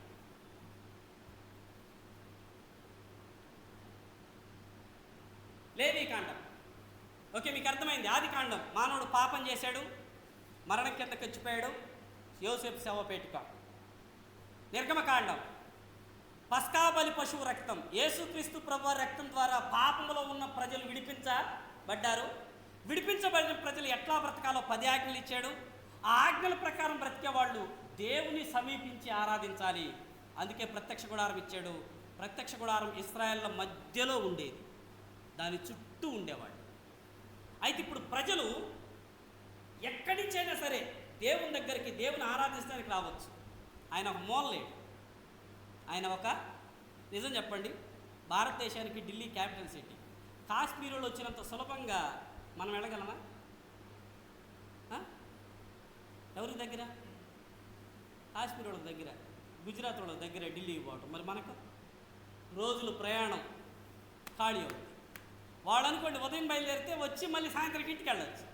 మనకు రోజులు పట్టు. మానవ పరిపాలన ఎట్టుంటాయి. దేవుడు ఏం చేశాడంటే ప్రత్యక్ష గుడారాన్ని మధ్యలో పెట్టి అందరినీ దాని చుట్టూరు ఉంచాడు. ఎవరికైనా సమాన దూరం, ఎవరికైనా సమానం. సెంటర్లో ఉండేది ప్రత్యక్ష గుడారం. ఇట్స్ అద్భుతం, మెరాకిల్. ఇది మనం ప్రసంగాల్లో వింటే ఇంకా అద్భుతంగా ఉంటుంది. మన క్లాసు కాబట్టి వెళ్ళిపోవాలి, ముందుకెళ్ళిపోవాలి. రైట్. లేవీకాండం మానవుడు దేవుని సమీపించాలి. దేవుడేమో పరిశుద్ధుడు, మానవుడేమో పాప స్వభావంతో ఉన్నవాడు. మరి పాపంతో ఉన్న మానవుడు దేవుణ్ణి సమీపించాలంటే ఏదో ఒకటి అవసరం. ఎట్లా? లేవీకాండం అదే చెప్తుంది. దేవుని దగ్గరకు వచ్చే మనిషి, దేవుని ఆరాధించే మనిషి ఎట్లా ఉండాలి? ఆజ్ఞలు పాటించాలి, ఆరాధించాలి. ఓకే, ఆజ్ఞలు ఎట్లా ఉండి పాటించాలి, ఎలా ఆరాధించాలి చెప్పే పుస్తకమే లేవియకాండం. ఓకే, ముందు నోట్స్ రాసుకుందాం, తర్వాత నేను మీకు కొంత వివరణ ఇచ్చే ప్రయత్నం చేస్తాను. Okay, right. First of all దీన్ని గుర్తుపెట్టుకోవాలి. ఇది జెనసిస్, ఆదికాండం టు మలాకి. అంటే పాత నిబంధన పుస్తకాలన్నిటిలో యేసుక్రీస్తు ప్రభువారి నీడను మనం చూస్తాం. ఉదాహరణకి యేసు ప్రభు అనుకోండి, కోరుకోండి సార్ ఆయన సూట్ వేసుకుంటే యేసు ప్రభు ఏంటి అని మీరు అనవద్దు. ఏదో ఒకటి పెట్టాలి కాబట్టి పెట్టాను దాన్ని, అర్థం అవడానికి. యేసుక్రీస్తు ప్రభువారు సో మలాకి తర్వాత భూమి మీదకి వచ్చాడు ఆయన. మలాకి తర్వాత ఆయన నిలబడితే ఆయన నీడ ఆదికాండం దాకా ఉంది. అందుకే ఆదికాండంలో యేసుక్రీస్తు ప్రభువారి ఛాయలు చూశాను, నిర్గమకాండంలో కూడా యేసు ప్రభువారి ఛాయలు చూశాను. ఓకేనా, మీరు కంగారు పడద్దు. ఈ రోజు వరకు ఎక్సెప్షన్ ఏంటంటే గడిచిన 2 క్లాసుల నోట్స్ నేను మీకు పీపీటీ రూపంలోనో లేకపోతే పీడిఎఫ్ రూపంలో ఇస్తాను. మరి ఇప్పటిది ఎక్కడి నుంచి మీరు రాసుకుంటేనే, అంటే అది గ్రేస్ అన్నమాట. అది గ్రేస్ అంటే ఈ 2 క్లాసులు ఉంటాయి. గతదేమో కొత్త నిబంధన అయితే, ఇది పాత నిబంధన. మరి పాత నిబంధన నేర్చుకుంటున్నప్పుడు సత్యమే. Okay, right. పాత నిబంధన అంతా యేసు ప్రభువారి ఛాయలు కనపడతాయి. పస్కా బలి పశువు యేసుక్రీస్తు ప్రభువారి ఛాయ. ఓకే, తర్వాత ఏమంటాం, అబ్రహాం ఇస్సాకు నర్పించిన ఆ అర్పణ యేసుక్రీస్తు ప్రభువారి ఛాయ. నోవాహు నిర్మించిన ఓడ యేసు ప్రభువారి ఛాయ. ఇట్లా పాత నిబంధనలో యేసు ప్రభువారి ఛాయలు చాలా ఉన్నాయి. ఎక్కువ ఛాయలు లేవీకాండంలో ఉన్నాయి. ఎక్కువ ఛాయలు లేవీకాండంలో మనము చూస్తాం.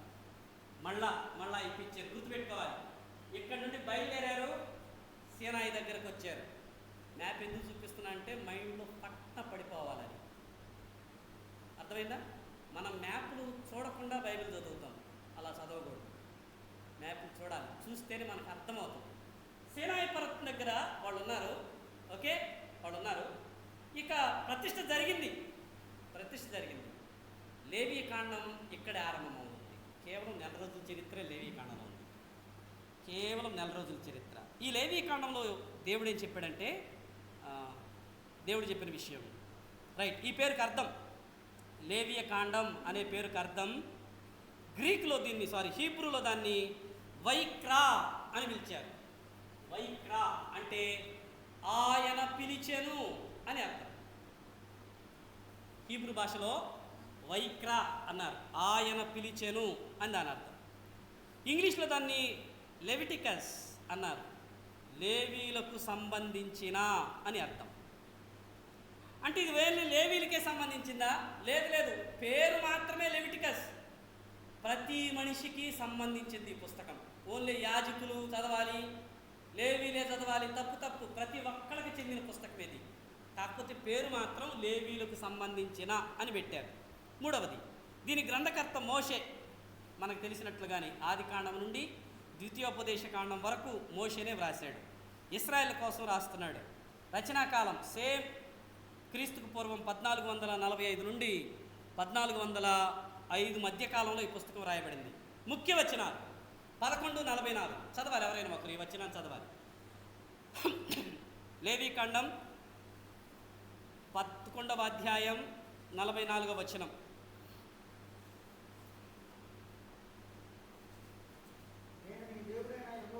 నేను మీ దేవుడైన యెహోవాను, నేను పరిశుద్ధుడను గనుక మీరును పరిశుద్ధులై ఉండునట్లు. అది ఇదండి మెయిన్ ముఖ్య వచనం ఇది.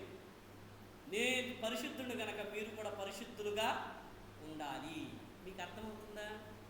ఆదికాండంలో మానవుడు పాపంలో పడిపోతే నిర్గమకాండంలో దేవుడు విమోచించాడు. లేవీకాండంలో మనిషిని ఆయన ఏం చేస్తున్నాడు? పరిశుద్ధపరుస్తున్నాడు. విమోచించబడిన వారు పరిశుద్ధపరచబడాలి. మీకు అర్థమవుతుందా? విమోచించబడిన వారు పరిశుద్ధపరచబడాలి. సో ఆ వచనం అదే 16వ అధ్యాయంలో ఏముంది చూడండి. 16వ అధ్యాయం మొదటి వచనం చదవండి.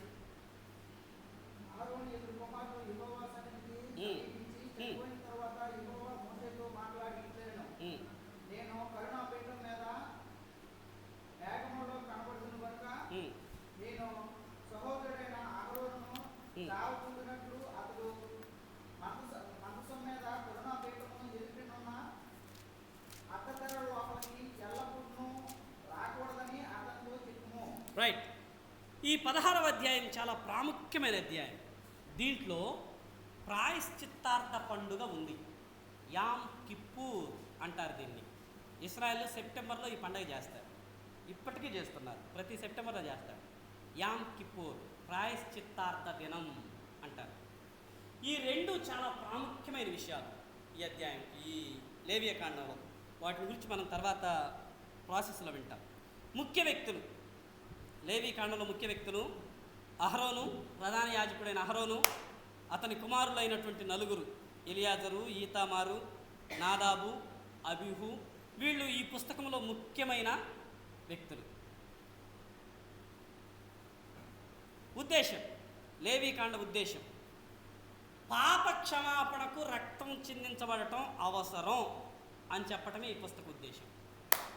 పాపం పోవాలంటే చెప్పాలి, పాపం పోవాలంటే రక్తము చిందించాలి. నిర్గమకాండంలో కూడా బలి పశువు రక్తం, గొర్రెపిల్ల రక్తమే ఇశ్రాయేలు ప్రజలను విమోచించింది. అలాగే రక్తము చిందిస్తేనే పాపానికి క్షమాపణ వస్తుంది, పరిశుద్ధ పరచబడతాడు అని చెప్పడానికి, పరిశుద్ధంగా జీవించే విషయంలో దేవుడు మన నుండి ఏం కోరుతున్నాడో చెప్తుంది. మనం పరిశుద్ధంగా జీవించాలి. అలా జీవించే ప్రక్రియలో దేవుడు మన నుండి ఏమి ఆశిస్తాడో చెప్తుంది. అర్థమవుతుంది కదా? పాప క్షమాపణకి రక్తం చెల్లించబడటం అవసరం. మనం పరిశుద్ధంగా జీవించే విషయంలో దేవుడు మన నుండి ఏమి ఆశిస్తున్నాడో, గొర్రెలనా మేకలనా దేన్ని ఆశిస్తున్నాడు అని ఈ పుస్తకం చెప్తుంది. ముఖ్యాంశం, లేవికాండం యొక్క ముఖ్యాంశం సుమారుగా 2-3 ఉంటాయి. ఒకటి జీవితంలోని ప్రతి భాగంలో పరిశుభ్రత, పవిత్రత ఉండవలసిన అవసరం ఉంది. లేవికాండంలో ఈ విషయం ఉంది. మన జీవితంలో ఉన్న ప్రతి భాగం, జాగ్రత్తగా నా మాట వినండి, ప్రతి భాగం ఇంచ్ బై ఇంచ్ పరిశుభ్రత అవసరం, పవిత్రత అవసరం. లేవికాండంలో దేవుడు ఒక ఆజ్ఞ ఇస్తాడు. ఇది మనకు తెలుస్తుందని నేను అనుకుంటున్నాను. ఆజ్ఞ ఏంటంటే, దేవుడు మాట్లాడుతూ మోషే జాగ్రత్త, నేను మీ పాళెం చుట్టూ తిరుగుతుంటా. ఊరు చివర ఏముంటుందో చెప్పండి. ఊరు చివర ఎడ్జిలు ఎట్లా ఉంటాయి?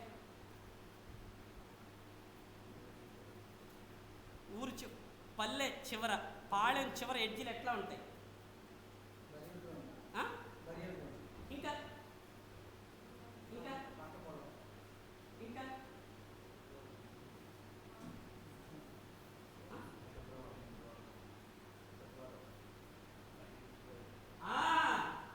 మీరు ఊరు దాటిన తర్వాత ఎడ్జిలు ఏముంటాయి? దానికి రోడ్డు మీద నడవాలి. రోడ్డుకి ఎడ్జిలు వేసారా? ఎక్కువ కాలిపోతే దేవుడు ఏమంటాడంటే, మీ పాళెం చుట్టూ నేను తిరుగుతా. కాబట్టి మీకు విషయం చెప్పమంటారా, లేవి కాండంలో దేవుడు పరిశుద్ధతని ఎంత ప్రాముఖ్యం చెప్పాడంటే, బహిర్భూమికి ఎట్లా వెళ్ళాలో కూడా చెప్పాడు. బహిర్భూమికి ఎట్లా వెళ్ళాలో చెప్పాడు. ఆ రోజుల్లో ల్యాబ్స్ ఉన్నాయా? కాబట్టి ముందు ఒకటి పట్రా చెంబు వెళ్ళు. వీరులు బయలుదేరేవారు చెంబులు పట్టుకొని. కానీ దేవుడు ఏమంటాడు తెలుసా? బాయ్, మీరు బహిర్భూమికి వెళ్ళేటప్పుడు మీ ఎడమ చేతిలో చెంబు, కుడి చేతిలో చిమ్మె వేసేసుకోండి. కుడి చేతి వేసేదా? ఒక చిన్న ఏమక ముక్క వేసుకోలే. ఎవరైనా ఇప్పుడంటే మనం వెళ్ళేటప్పుడు చాటు చూస్తాం పల్లెటూరులో, కానీ అప్పుడు అట్లా కాదు. మట్టి ప్రాంతం చూసి ముందు గుంట తవ్వాలి. గుంట తవ్వి అటు ఇటు చూసి కప్పి వచ్చేయాలి. దేవుడు చెప్పాడండి దీన్ని. లేవీకాండంలో ఉంది. బహిర్భూమికి ఎట్లా వెళ్ళాలో కూడా చెప్పాడు. ఎందుకంటే నేను మీ కాళ్ళు చుట్టూ తిరుగుతుంటా, అది అశుద్ధం. అవునా? అశుద్ధం, అశుద్ధం. నేను శుద్ధుడైన దేవుణ్ణి అయితే నా కాలుకి తగిలితెట్ట వద్దు, పూడ్చిపెట్టన్నారు. అర్థమైందా? సో దేవుడు దాన్ని కూడా పట్టించుకొని చెప్పాడు పర్టిక్యులర్గా. నాకు తెలిసి ఎవరు చెప్పుకుంటారు ఈ మాట. ఆయన ఎంత పరిశుద్ధుడో చూడండి. మనకి సిల్లీగా అనిపించవచ్చు, కానీ దాన్ని కూడా ఒక ఆజ్ఞగా చెప్పాడంటే ఆయన ఎంత పరిశుద్ధ దేవుడు. రెండవది దేవుడు పవిత్రుడు, అలాగే ఆయన ప్రజలు కూడా పవిత్రంగానే ఉండాలి. మీకు మాట చెప్పాలి ప్రియులారా. ఆ మాట ఏంటంటే పవిత్రత, పరిశుద్ధత అని ఈ పుస్తకంలో సుమారుగా 150 కంటే ఎక్కువ సార్లు ఆ పదం పరిశుద్ధత, పవిత్రత అనే పదం లేవీకాండంలో 150 కంటే ఎక్కువ సార్లు ఉంది. మీ దేవుడైన యెహోవా నేను పరిశుద్ధుడును గనుక అని అట్లా చెప్పిన పదాలు 150 కంటే ఎక్కువ ఉన్నాయి. అందుకే ఇది పరిశుద్ధత పుస్తకం. రెండవది, బలి ద్వారానే మనం దేవుణ్ణి సమీపించగలం. ఒక వ్యక్తి దేవుని దగ్గరికి వెళ్ళాలంటే ఖచ్చితంగా బలి ఉండాలి. బలి లేకుండా మానవుడు దేవుణ్ణి సమీపించలేడు. అర్థమైందా? ఇది కూడా ఈరోజు మనకి ఎంత సత్యము. యేసు ప్రభు బలి మన జీవితాల్లో జరగకుండా, ఆయన అంగీకరించకుండా మనం దేవుని దగ్గరికి వెళ్ళగలమా? కుదరదు. అందుకే పాత నిబంధనలో మొత్తం నిజ రూపం యేసులో ఉంది అని చెప్పాడు. Okay, right. బలి ద్వారానే మనం దేవుణ్ణి సమీపించగలం. తర్వాత ఈ పుస్తకం అంతా సాదృశ్యాలతో, చిహ్నాలతో, సూచనలతో నిండి అవన్నీ మనల్ని క్రీస్తు వైపుకి చూపిస్తాయి, యేసు ప్రభు వైపుకి చూపిస్తాయి. ఆయన్ని చూడు, ఆయన పరిశుద్ధుడు అని ఆయన్ని చూపిస్తాయి. అందుకే ఈ పుస్తకంలో యేసు ప్రభు వారు మనకి బలులు, పండగల రూపంలో కనపడతాడు. ముగింపుకు వచ్చాం, బలులు, పండగల రూపంలో. ఇక్కడ నేను మీకు ఒక మాటను చెప్పాలి, హైలైట్ మాట చెప్పాలి. ఇది మీరు ముందు మనసులో పండియండి, తర్వాత నోట్స్లో పండిద్దు. ఆ మాట ఏంటంటే, నిర్గమకాండంలో దేవుడు ఇశ్రాయేలీయులను ఐగుప్తులో నుండి బయటికి తీసుకొచ్చాడు. జాగ్రత్త మాట వినండి. నిర్గమకాండంలో దేవుడు ఇశ్రాయేలీయుల్ని ఐగుప్తులో నుండి బయటికి తీసుకొచ్చాడు. లేవీకాండంలో దేవుడు ఇశ్రాయేలీయుల లోపల ఉన్న ఐగుప్తును బయటికి తీసుకొస్తున్నాడు. వాళ్ళ లోపల వాళ్ళు ఎట్లా వచ్చారు?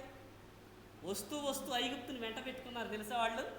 అందుకే మధ్యలో మేము ఐగుప్తుకు పోతాం, ఆడ తిన్న కీరకాయలేంది, బీరకాయలేంది, దోసకాయలేంది, ఉల్లిగడ్డలేంది, ఆశాపలేంది, మీరు ఏడకి తీసుకొచ్చి మాకు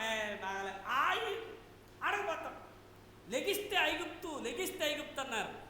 వాళ్ళు ఐగుప్తును విడిచిపెట్టారు, కానీ వాళ్ళ మనసులో మాత్రం ఐగుప్తు అట్లాగే. నిజంగా చెప్పండి, మనం యేసు ప్రభు నమ్మాం, పాప ఒప్పుకొని విడిచిపెట్టినాం, కానీ పాపం ఇంకా మన మనసులోనే ఉంది. పాప ఆలోచన రాదా? నిజం చెప్పండి, రావడం ఎందుకంటే పాపం మనల్ని ఆకర్షించదా? చూడు ఒక్కసారి నన్ను చూడు అందా అంటది. ఎందుకని? పాప స్వభావం మనలో ఇంకా ఉంది. అందుకే ఆ స్వభావం బయటికి పోవాలి. మనలో ఉన్న ఐగుప్తు బయటికి పోవాలి. మనలో ఉన్న ఐగుప్తు బయటికి పోతేనే దేవుల్లో ఉన్న పరిశుద్ధత మనలోనికి వస్తుంది. లేవీకాండం ఈ విషయాన్ని చెప్తుంది. మరి మనలో ఉన్న ఐగుప్తు ఎట్లా బయటికి పోతుంది? దేవుల్లో ఉన్న పరిశుద్ధత మనలో ఎలాగ వస్తుంది? అది చెప్పడానికే బలులు, పండగలు, ఈ రెండు విషయాలు చెప్పడానికే లేవీకాండం రాయాలి. ముందుకెళ్ళిపోదాం. రైట్. పుస్తక విభజన, లేవీకాండం విభజన. లేవీకాండంలో మనకి 27 అధ్యాయాలు ఉన్నాయి. 27 అధ్యాయాలు. మొదటి 10 అధ్యాయాల్లో బలులు, అర్పణలు గురించి రాయబడింది. బలులు గురించి, అర్పణల గురించి. 11వ అధ్యాయం నుండి 27వ అధ్యాయం వరకు మనం ఎట్లా పరిశుద్ధపరచబడతామో రాయబడింది. ఎట్లా పరిశుద్ధపరచబడతాం? బలులు అర్పణలు దేవునికి ఇచ్చి ఎలాగున మనల్ని మనం పరిశుభ్రపరచుకోగలమో పరిశుద్ధతను గురించి వ్రాయబడింది. టూకీగా ఇప్పుడు ఇది కొంచెం చూడాలి మీరు. ఇది కొంచెం ఆదికాండంలో దేవుడు ఒక జాతిని ఎంపిక చేసుకున్నాడు. ఏం జాతి అది? జాతి పేరు ఇశ్రాయేల్. ఇశ్రాయేల్ జాతికి మూల పితరుడు ఎవరు? Abraham. That's good, very good. So ఒక జాతి ఎంపిక ఆదికాండంలో జరిగింది. ఆ జాతి విమోచన, ఐగుప్తుని విమోచన నిర్గమకాండంలో జరిగింది. ఆ జాతి ప్రక్షాళన లేవీకాండంలో జరిగింది. ప్రక్షాళన అంటే కడగటం, క్లీన్ చేయటం, పరిశుద్ధ పరచడం. మీకు అర్థమైంది కదా? జాతి ఎంపిక, జాతి విమోచన, జాతి ప్రక్షాళన. మీకు వివిధ కోణాల్లో చెప్తున్నాం. ఎందుకు చెప్తున్నామంటే అన్నీ కాకపోయినా ఒక్కడ పడినా సార్ ఓ మీరు ధని లెక్క, నేను ధన్యుణ్ణి, మీరు విన్నందుకు, నేను చేసినందుకు. ఓకేనా? మనకు మించి ఇంత మంచి పని కొరకు ప్రయాసపడిన వారు ఇంకా ధన్యులని చెప్పాలి. గుడ్. సో ముందుకెళ్ళిపోదాం. ఆదికాండం ఆరంభాల పుస్తకం, నిర్గమకాండం విమోచన పుస్తకం అయితే మనం చెప్పుకున్న విషయాలే. లేవియకాండం ప్రాయశ్చిత్తము, పరిశుద్ధ నడవడికను గురించి తెలియచేసే పుస్తకం. మన పాపాలకు తగిన ప్రాయశ్చిత్తం ఎట్లా జరుగుతుందో, ప్రాయశ్చిత్తం చెందిన మనం ఎట్లా పరిశుద్ధ నడవడిక కలిగి ఉండాలో ఈ పుస్తకం తెలియజేస్తుంది. ఈ పుస్తకం తెలియజేస్తుంది. ముగింపుకి వచ్చాం. నేస్తాం ఏం చేయమంటారు? మన టైం అయిపోయింది. వాస్తవంగా 1:10 అయింది. వింటాము, ఫిలిం పూర్తి చేయండి అంటే 12:25 అయింది. ఈ పుస్తకాన్ని ముగింపు చేసేద్దాం. లేదు వచ్చేసేది, ఖాళీ చేద్దామంటే ఖాళీ చేద్దాం. Choice yours. మౌనం అంగీకారం అనే అర్థం అనుకుంటున్నా. దీనికి భోజనానికి అంటే మరి మీరు మాట్లాడకపోతే నేనేమనుకోవాలి? మీ మనసులో ఉంది గ్రహించడానికి నేనేమన్నా దీర్ఘదర్శిని కాదు కదా. గుడ్, కంటిన్యూ చేద్దాం. ఆదికాండంలో మానవుడు పతనం అయిపోయాడు, నిర్గమకాండంలో విమోచన పొందాడు, లేవీకాండంలో దేవుణ్ణి ఆరాధిస్తూ సేవిస్తూ మానవుడు శుద్ధి పొందుతున్నాడు. చూసారు? ఈ మూడు మీకు వివిధ కోణాల్లో చెప్పబడుతుంది, ఏదో ఒకటి మనసులో పడుతుందని. అయితే ఈ పుస్తకంలో దేవుడు మోషేకు సెలవిచ్చింది ఏమనగాని చాలాసార్లు ఉంది. చాలాసార్లు దేవుడు మోషేకు సెలవిచ్చింది ఏమనగా అంటే ఈ మాటలన్నీ మోషే చెప్పిన మాటలు కాదు, దేవుడు మాటలే. కానీ ఈ రోజుల్లో మనం ప్రసంగాల్లో ఎక్కువ వినే మాట ఏంటి చెప్పండి? నేనేం చెబుతున్నానంటే, నేను చెప్పే మాట ఏంటంటే అని వింటాం. మన మాటలు ఎలా? దేవుని మాట విందాం. ఓకే, యెహోవా సెలవిచ్చిన ఏమనగా చాలాసార్లు ఉంది. తర్వాత పరిశుద్ధత, ఇందాక చెప్పాం కదా 150 కంటే ఎక్కువ సార్లు అని. కరెక్ట్ ఫిగర్ ఇది, 152 సార్లు ఉంది. లేవీకాండంలో పరిశుద్ధత అనే మాట 152 సార్లు ఉంది. తర్వాత 27 అధ్యాయాలు లేవీకాండంలో ఉంటే 56 సార్లు ధర్మశాస్త్ర విధులను దేవుడు మోషేకిచ్చినట్లు రాసింది. హైలైట్ విషయం అంటే ధర్మశాస్త్రాన్ని మోషే రాశాడు కానీ మోషే ఇవ్వలేదు. ఇదే మాట సువార్తల్లో యేసు ప్రభు చెప్తాడు. సువార్తల్లో మోషే ఇది మీకు ఇవ్వలేదు, దేవుడే ఇచ్చాడంటాడు. మన్నా మోషే మీకు ఇచ్చాడా? లేదు, పరలోకము నుండి దేవుడే ఇచ్చాడని చెప్తాడు. ఎందుకంటే యేసు ప్రభు నాటి కాలంలో ఇశ్రాయేలీలు మోషేను పట్టుకొని మోషే భజన చేశారు. మోషే మోషే మోషే మోషే, మొత్తం మోషేనే వాళ్ళకి. అర్థమైందా? మోషేనేమన్నంటే ఒప్పుకోరాళ్ళు. దేవుడు అన్నాడు, మోషే దేవుని సేవకుడయ్యా, మోషే దేవుని సేవకుడు. సేవకుని అట్ట పట్టుకుని వేలాడుతున్నారేంటి? దేవుడిని కదా పట్టుకోవాల్సింది మీరు అని అన్నాడు. నేను ఈ మాట చెప్తానంటే ఈ రోజుల్లో జరుగుతుంది కూడా ఏంటి చెప్పండి? ఈ రోజుల్లో కూడా చెప్తున్నాడు భజన, యేసయ్య భజన చేయుదము. ఇది చేయాలి మనం, కానీ యేసయ్య భజన చేసేవాళ్ళు లేరు. గారి భజన. ఒకవేళ కొన్నిసార్లు దేవుడు నా జీవితంలో ఈ కార్యం చేశాడని చెప్తే బాధపడే పాస్టర్లు కూడా ఊరికన్నా మీరు పాస్టర్ ఏంటి అట చెబుతారేంది బాధపడతారు వాళ్ళు. ఎందుకని నా పేరు చెప్పలేదు ఏం రాజేష్, దేవుడు ఇంత గొప్పగా వాడుతుంటే అన్నోడు క్లాసు చెప్పడం ద్వారా వాడు ద్వారా నాకు ఇంత జ్ఞానం వస్తుంది, నా మాట చెప్పుకోవడానికి దానికి బాధపడేవాడు ఉన్నారు తెలుసా. అంతెందుకు ఆయన బాధపడతారని చెప్పేవాడు కూడా ఉన్నారు. మనకు బర్యాలు జరిగితే ఫోన్ చేసి మరి చెప్తున్నారు, ఆయన పైకి పిలవండి అన్నా, ఆయన పైకి పిలవండి, ఎందుకంటే ఆయన అలుగుతాడు, మొహం మాడిసి మొహం నల్లగా పెట్టడు, మాట్లాడు, ఆయన పిలవండి పాస్టర్ గారు. అది మనకు తగదు. మనం ఎప్పుడు గుర్తుపెట్టుకున్నాం, బాప్తిస్మ ఇచ్చే యోహాను సూచన ఆయన చెప్పిన మాట మనదవ్వాలి. ఆయన పిల్లేండి, ఆయన హెచ్చవలసి ఉంది, నేను తగ్గవలసి. అదేంటి నువ్వు కదా బాప్తిస్మ ఇవ్వాలి, వాళ్ళు ఇస్తున్నారు ఊరికంటారు. నాయన ఆయన హెచ్చవలసి ఉంది, నేను తగ్గవలసి. ఈ మోటో మనదైతే ఎంత ధన్యులమో మనం. ఈ మోటో యోహాను మోటో మనదవ్వాలి, నాది అదే గురి అనాలి. అందుకే ఈ మాట. సో ధర్మశాస్త్రాన్ని దేవుడే మోషేకి ఇచ్చాడు. మీకు మాట చెప్పమంటారా, స్టెఫన్ను కొట్టి చంపినప్పుడు మోషేని అవమానపరుస్తున్నాడు అని కొట్టి చంపారు. యేసు ప్రభువుని సిలువేసినప్పుడు ధర్మశాస్త్రానికి వేరుగా మాట్లాడుతున్నాడు, సిలువేయను అన్నాడు. మోషేని పట్టించుకొని వాళ్ళు యేసు ప్రభుని సిలువేశారండి. దారుణం. కనుక ఈ విధానాలన్నీ మారాలి. ఏమంటాం, ఆధ్యాత్మిక అపవిత్రత ఇదంతా. ఏది దేవునికి ఇవ్వవలసిన స్థానం వేరే వాళ్ళకి ఇవ్వడం ఆధ్యాత్మిక అపవిత్రత. దేవుని స్థానాన్ని మనం తీసేయాలని చూసుకోవడం ఆధ్యాత్మిక. మనకి లేవీకాండం అవసరం. కనుక లేవీకాండంలో ఈ విషయాలు ఉన్నాయి. ముందుకెళ్ళిపోదాం. సో ప్రాముఖ్యమైన నేర్చుకోవాల్సిన స్లైడ్స్ రైట్ వచ్చేసింది. లేవీకాండంలో 5 బలుల గురించి ఉంది.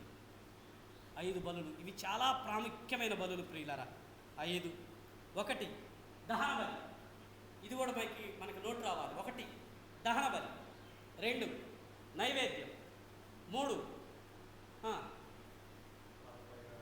పాపరిహారార్థ బలి, 4 సమాధానార్థ బలి, పాప పరిహారార్థ బలి, అపరాధ పరిహారార్థ బలి. ఈ 5 బలులు లేవీకాండంలో ఉన్నాయి. దేవుడు ఈ బలి వ్యవస్థని ఇశ్రాయేలుకి ఇచ్చాడు. ఏ ఇశ్రాయేలీడైనా వారి మధ్య ఉన్న ప్రత్యక్ష గుడారం దగ్గరికి వెళ్ళాలంటే ఈ 5 బలుల్లో ఏదో ఒక బలిని చేతబట్టుకొని వెళ్ళాల్సిందే. ఏ బలి తీసుకుపోకుండా వట్టి చేతులతో వయ్యారంగా నడుచుకుంటా పోతే వాళ్ళకి ఎంట్రన్స్ లేదు. ఈ బలులతో వాళ్ళు వెళ్ళాల్సిందే. ఈ 5 బలు, దహన బలి, ఇవి ఎందుకు అర్పించేవాళ్ళో ఎక్స్ప్లెనేషన్ అన్నమాట. రైట్, ఈ 5 బలు. అయితే ఈ 5 బలుల్లో ఇది చాలా ప్రాముఖ్యమైన బలి, దహన బలి. ఇది పురాతన బలి. ఇది ఒక రకంగా చెప్పాలంటే ఆదాము దగ్గర నుంచి ఉందని చెప్పాలి. ఆదాము పాపం చేసినప్పుడు దేవుడు అర్పించిన బలి దహన బలే. నోవాహు అర్పించింది దహన బలే. అబ్రహాం అర్పించింది దహన బలే. అర్థమైందా? మోరియా పర్వతంలో నేను నీకు చూపించు దేశం మీద అక్కడికి వెళ్ళి, ఆ కొండ దగ్గరికి వెళ్ళి నీకు అక్కడై ఉన్నా నువ్వు ప్రేమించి ఇస్సాకుని తీసుకుని వెళ్ళి నాకు ఏమర్పించాలి? దహన బలి అర్పించన్నాడు. చూశారు, ఇది పురాతనమైన బలి. సో ఈ 5 బలులు ఇశ్రాయేలుకి ఇవ్వబడ్డాయి. వాళ్ళు ఈ 5 బలులు చెయ్యాలి. ఈ బలుల ద్వారా మానవుడు పాప క్షమాపణ పొందుతాడు. మానవుడు దేవుణ్ణి సమీపించగలుగుతాడు. అర్థమైందా? ఈ బలులు పట్టుకొని మానవుడు దేవుని సన్నిధికి వెళ్తే మానవునికి పాప క్షమాపణ వస్తుంది, దేవుణ్ణి సమీపించగలుగుతాడు. తర్వాత ఈ బలి వివరణ ఇవ్వడం జరిగింది.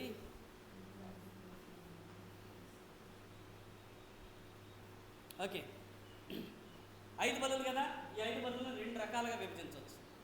1 ఇంపైన సువాసన గల బలి, మనం చదివేటప్పుడు ప్రతి బలి లాస్ట్లో మీరు లేవీకాండ 1వ అధ్యాయం చివరి వచనం చూడండి, ఇంపైన సువాసన అనే మాట ఉంటుంది.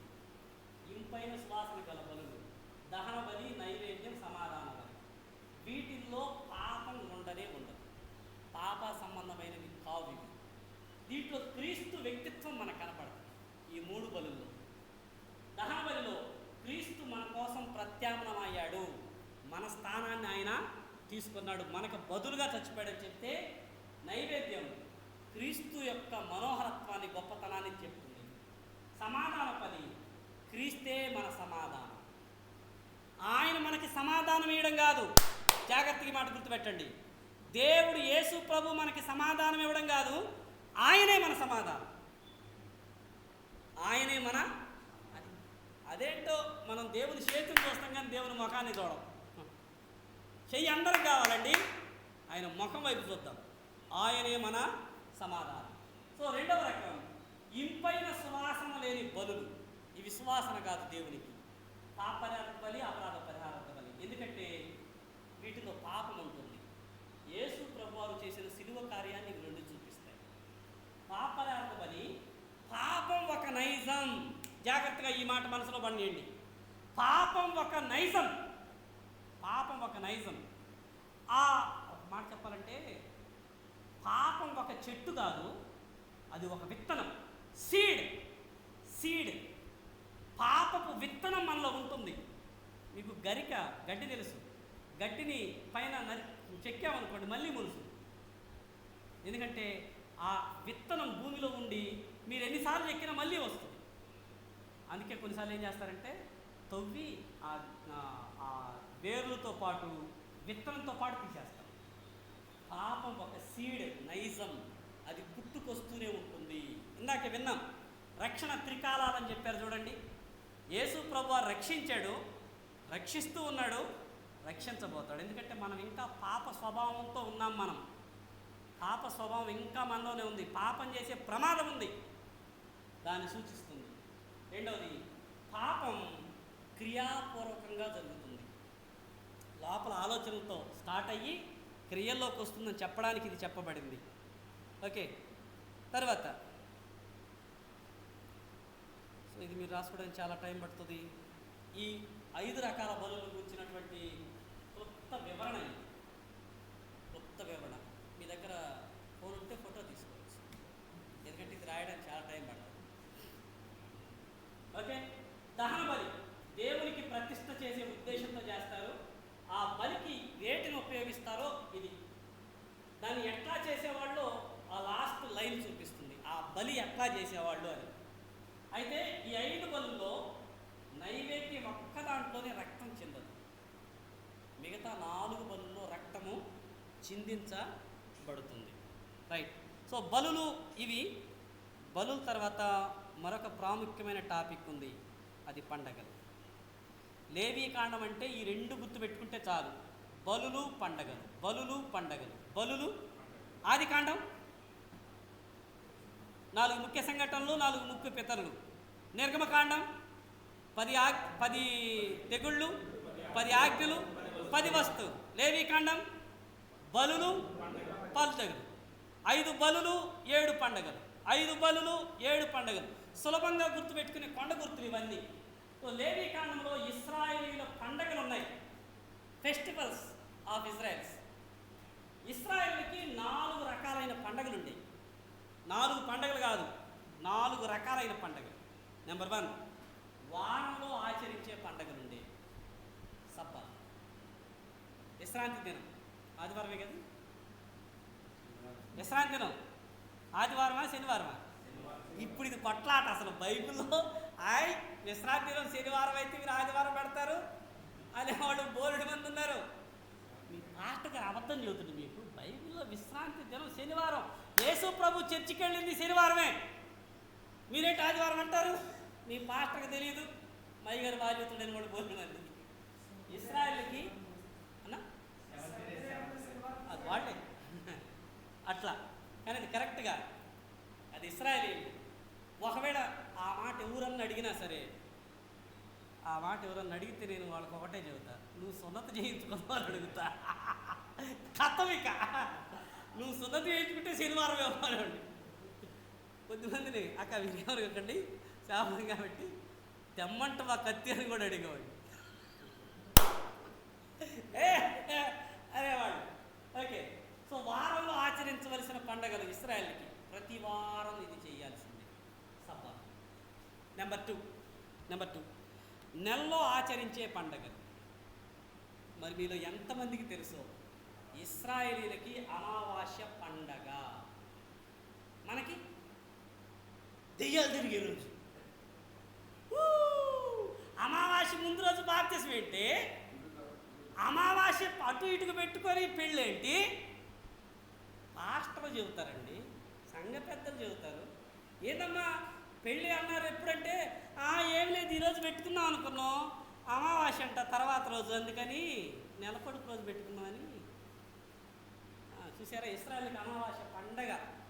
మీకు ఇది గుర్తొస్తుందా? దావీదు సౌలు బారి నుండి తప్పించుకునేటప్పుడు యోనాతాన్తో చెప్పి రేపు అమావాస్య కాబట్టి నేను ఇంటికి వెళ్ళానని చెప్పు అని అంటాడు. మా ఇంట్లో పండగ చేసుకుంటున్నారు, పండగకి వెళ్ళాడని చెప్పు యెషయా కుమారుడు, మీ నాన్న కాపాడితే నన్ను చంపాలనుకుంటున్నట్టు లెక్క, సరే అని మౌనంగా ఉంటే బాగున్నట్టు లెక్క అని గుర్తు చెప్తాడు. కనుక ఇశ్రాయేలుకి అమావాస్య పండగ నెలలో జరిగే పండగ ఇది. నెంబర్ 3, మూడవది సంవత్సరంలో ఆచరించే పండగలు. ఇవి 7 ఉంటాయి. సంవత్సరంలో ఆచరించే పండగలు 7. ఇవి చాలా ప్రాముఖ్యమైన పండగలు ప్రియులారా. మీకు మాట చెప్పమంటారా? ఈ 7 పండగలు మనం నేర్చుకుంటే బైబిల్ అంతా నేర్చుకుంటాం, బైబిల్ మొత్తం నేర్చుకుంటాం. ఈ 7 పండగలు నేర్చుకుంటే బైబిల్ అంతా నేర్చుకున్నట్టు లెక్క. అట్లా ఉంటాయి 7 పండగలు. రైట్, ఆ పండగల పేర్లు నేను తర్వాత స్లైడ్లో చూపిస్తాను, నోట్స్గా రాసుకున్నాను. తర్వాత ప్రత్యేక పండగలు. ఇవి ప్రత్యేక పండగలు, ఇశ్రాయేలుకి ప్రత్యేక పండగలు. వాటిలో ఒకటి, రెండోది ఉంది, ఇప్పుడే ఇక్కడ ఫోటో, ఇంకోటి ఉంది. ప్రత్యేక పండగ విశ్రాంతి సంవత్సరం అంటారు దీన్ని. అంటే 6 సంవత్సరాలు పంట వేయాలి, 7వ సంవత్సరం పంట వేయకుండా భూమిని విడిచిపెట్టాలి. 6 సంవత్సరాలు పంట వేయాలి, 7వ సంవత్సరం పంట వేయకూడదు. నాకు మీకు అర్థమైంది, 7వ సంవత్సరం పంట అయిపోతే 8వ సంవత్సరం తిన్నట్ట అనేగా మీరు బాధపడుతున్నారు. 6వ సంవత్సరమే 3 సంవత్సరాల పంట నేను మీకు ఇస్తానన్నాడు దేవుడు. అంటే ఎకరం 30 బస్తాలు పండితే 5 సంవత్సరాలు, 6వ సంవత్సరం 90 బస్తాలు పండు. 6వ సంవత్సరం 90, నెక్స్ట్ సంవత్సరం పండడానికి ఆ సంవత్సరం వేయాలి కదా, మళ్ళీ పంట వచ్చేది అవతల సంవత్సరం కదా. ఈ 3 సంవత్సరాలు తినడానికి పంటని 6వ సంవత్సరమే ఇస్తానన్నాడు. 7వ సంవత్సరం భూమిని ఖాళీగా ఉంచాలన్నాడు. అర్థమైందా? మనం కూడా జాగ్రత్త గుర్తుపెట్టుకోవాలి. మనం ఎంత ప్రయాసపడినా రెస్ట్ ఇవ్వాలి, విశ్రాంతి ఇవ్వాలి. సేవకులమైన మనం కానీ మనం రెస్ట్ తీసుకోకపోతే దేవుడు మనకి రెస్ట్ ఇస్తాడు. నేను చాలా గట్టి మాటనే చెప్పిన, మనం రెస్ట్ తీసుకోకపోతే దేవుడు రెస్ట్ ఇవ్వాల్సి వస్తుంది.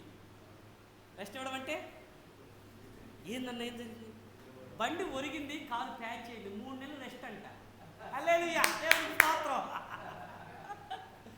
ఎందుకు ఆ బాధ తప్పాలంటే ఇప్పుడే సేవకులారా గుర్తుపెట్టుకోండి, మనం రెస్ట్ తీసుకోవాలి, విశ్రాంతి తీసుకోవాలి, కుటుంబంతోనూ పిల్లలతో సమయం ఇవ్వాలి. సో విశ్రాంతి సంవత్సరం, 7వ సంవత్సరం పంట వెయ్యకూడదు, చాలా ప్రాముఖ్యమైనది. అది పండగగా చేసుకునేవాడు వాడు. రెండవది సునాద సంవత్సరం అనేవాడు, జూబిలీ, సునాద సంవత్సరం. ఇదేంటంటే ఈ పండగేమో 6 సంవత్సరాలు పంటేసి 7వ సంవత్సరం పంట వేయకూడదు. అట్లాంటి జాగ్రత్త వినాలి, అట్లాంటి 6 సంవత్సరాల తర్వాత,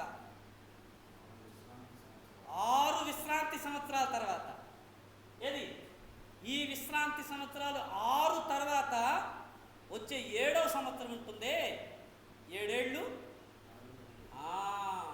49. ఆ 49 సంవత్సరాల తర్వాత వచ్చే 50వ సంవత్సరాన్ని జూబిలీ, సునాద సంవత్సరం అంటారు.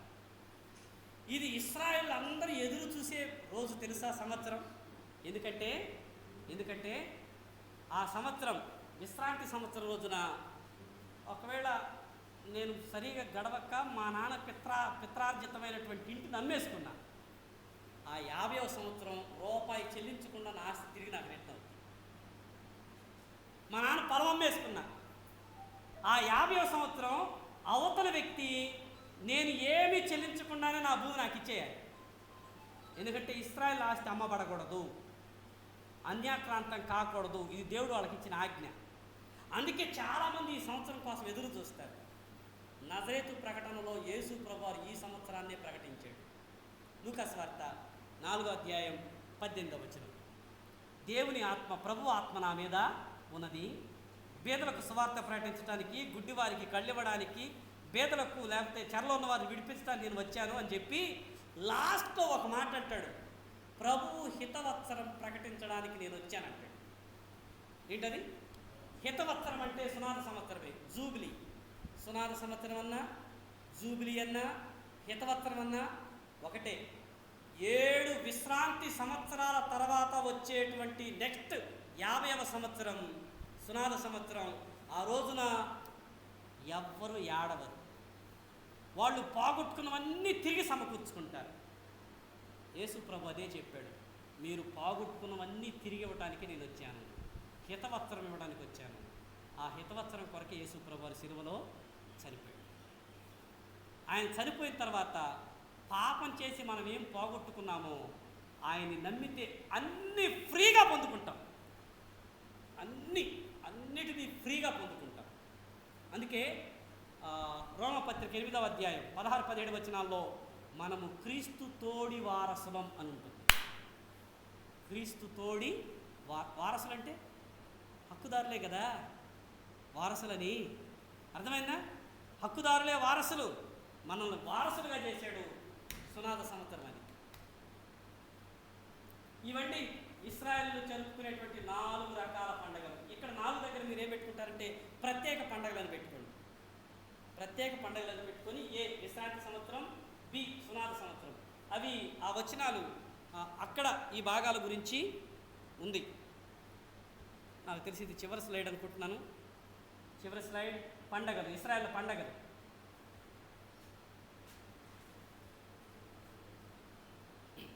ఇవి 7 పండుగలు. అవి అనే మొదటి నెలలో 3 పండుగలు చేస్తారు. మొదటి నెలలోనే వస్తాయి. పస్కా పండుగ, పులియని రొట్టెల పండుగ, ప్రథమ ఫలముల పండుగ. జాగ్రత్తగా గుర్తుపెట్టుకోవాలి. పస్కా, పులియని రొట్టెల పండుగ, ప్రథమ ఫలముల పండుగ. అర్థమైందా? గుడ్. సో పస్కా పండుగ యేసు ప్రభు వారి మరణాన్ని సూచిస్తుంది. పులియని రొట్టెల పండుగ ఆయన మన కొరకు మరణించాడు కనుక మనం పాపం లేకుండా బ్రతకాలి అని సూచిస్తుంది. 3 ప్రథమ ఫలముల పండుగ యేసు ప్రభు వారి పునరుద్ధానాన్ని సూచిస్తుంది. 4 పెంతెకోస్తు పండుగ. పెంతెకోస్తు పండుగ ప్రభు యొక్క పరిశుద్ధాత్మ రాకని, సంఘం ఆవిర్భవించబడింది ఈ రోజునే, దాన్ని సూచిస్తుంది. శృంగధ్వనుల పండుగ, ఇది వాస్తవానికి యేసు ప్రభు వారి రాకడను సూచించే పండగ. బైబిల్ మిషన్లు చేస్తారు చూడండి రాకడ పండగలని. బైబిల్ మిషన్లు రాకడ పండగలు చేస్తారు. శృంగధ్వనుల పండుగ. ప్రాయశ్చిత్తార్థ పండగ ఇశ్రాయేలు పశ్చాత్తాపడే పండగ. మీకు తెలుసా, పండగ అంటే అందరూ హ్యాపీ ఫీల్ అవుతారు, కానీ ఇశ్రాయేల్కి ఇది స్పెషల్ పండగ, ప్రాయశ్చిత్తార్థ పండగ. ఇందాక మనం యామ్ కిప్పూర్ అన్నామే, దీని స్పెషల్ ఏంటంటే ఆ రోజున ప్రతి ఒక్కరు ఏడవాలి. ఏడవటం వాళ్ళకి పండగ, భీకరంగా ఆడవాలి. అయ్యో ప్రభా, ఈ సంవత్సరం అంతా నేను నీకు వేరుగా బతికానేమో, ఎక్కడ తప్పిదం చేశానో నాయనని చెప్పి అందరూ ఏడవాలి. ఏడవకపోతే వాడు చచ్చిండే. ఏడవని ప్రతి ఒక్కరు చచ్చిపోతారు. ఏడవడం కూడా పండగే. చివరిది పర్ణశాలల పండగ, గుడారాల పండగ. రేంటి ఎంతమంది వస్తున్నారు?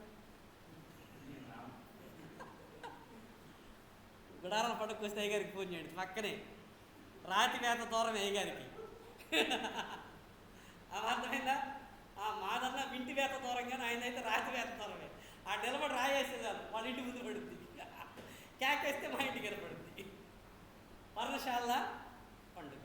సో ఇవన్నీ పండుగలు మొదటి నెలలో ఈ 3 చేస్తారు, 3వ నెలలో పెంతెకొస్తు పండుగ చేస్తారు, 7వ నెలలో ఈ 7 పండుగలు చేస్తారు.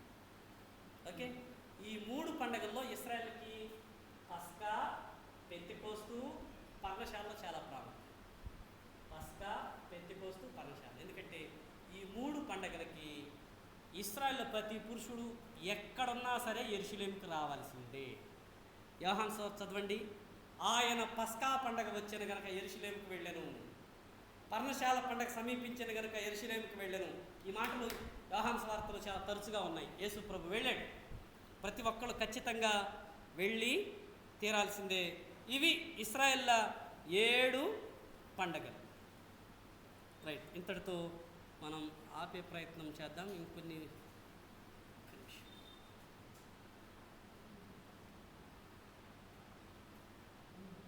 రైట్, ఇకంతే.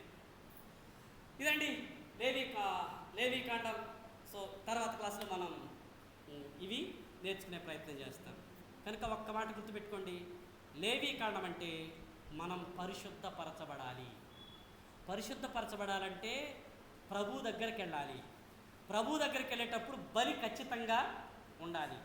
బలిస్తేనే పాపానికి క్షమాపణ కలుగుతుంది, పరిశుద్ధత కలుగుతుంది. పరిశుద్ధతతో ప్రభువుని మనం సమీపిస్తాం. దాని కొరకే 5 బలులు ఇవ్వబడ్డాయి, 7 పండగలు కూడా ఇవ్వబడ్డాయి. ఇవన్నీ వాళ్ళు చేస్తూ పరిశుద్ధంగా జీవించాలి. అట్లా పరిశుద్ధంగా జీవించడానికే దేవుడు ప్రతిదీ చెప్పాడు, ఇంచు బై ఇంచ్. ఈ మాట మీరు రాసుకోండి.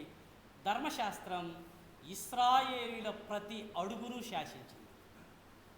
ప్రతి అడుగు. ఇందాక చెప్పానే, బహిర్భూమికి కూడా ఎట్లా బావాలో ఆయనే చెప్పాడు. చిత్రమైన విషయం, మనం మన పిల్లలకి చాలాసార్లు చెప్తాం. ఆయన చెప్పాడు ఎట్లా బావాలి, ఎట్లా ఏం కథ అని. అంటే దాన్ని కూడా అంత అద్భుతంగా పట్టించుకున్నాడంటే మిగతా దేన్ని విడిచిపెట్టలేదు. అందుకే ఆయన ఏది తినాలో చెప్పాడు, ఏది తినకూడదో. అర్థమైందా? ఏది తినాలో, ఏది తినకూడదు, దేనికి దూరంగా ఉండాలో, దేనికి ఎంత పర్ఫెక్ట్గా ఉండాలో లేవీకాండం చదివితే అది అర్థమవుతుంది. అవన్నీ చెప్పాడు. కనుక ఇన్ని విషయాలు దేవుని వాక్యంలో నిక్షిప్తమై ఉన్నాయి. ఇవన్నీ మనం నేర్చుకుంటేనే అవలంబించగలుగుతాం, బోధించగలుగుతాము, ప్రజలకు క్షేమాన్ని కలిగించగలుగుతాం. సో ఈ సమయాన్ని ఇంత తాపుదాం, మనం భోజనానికి వెళ్దాం. తిరిగి సమయాన్ని నేను అన్నవాళ్ళకి అప్పచెప్పేస్తున్నాను. Thank you.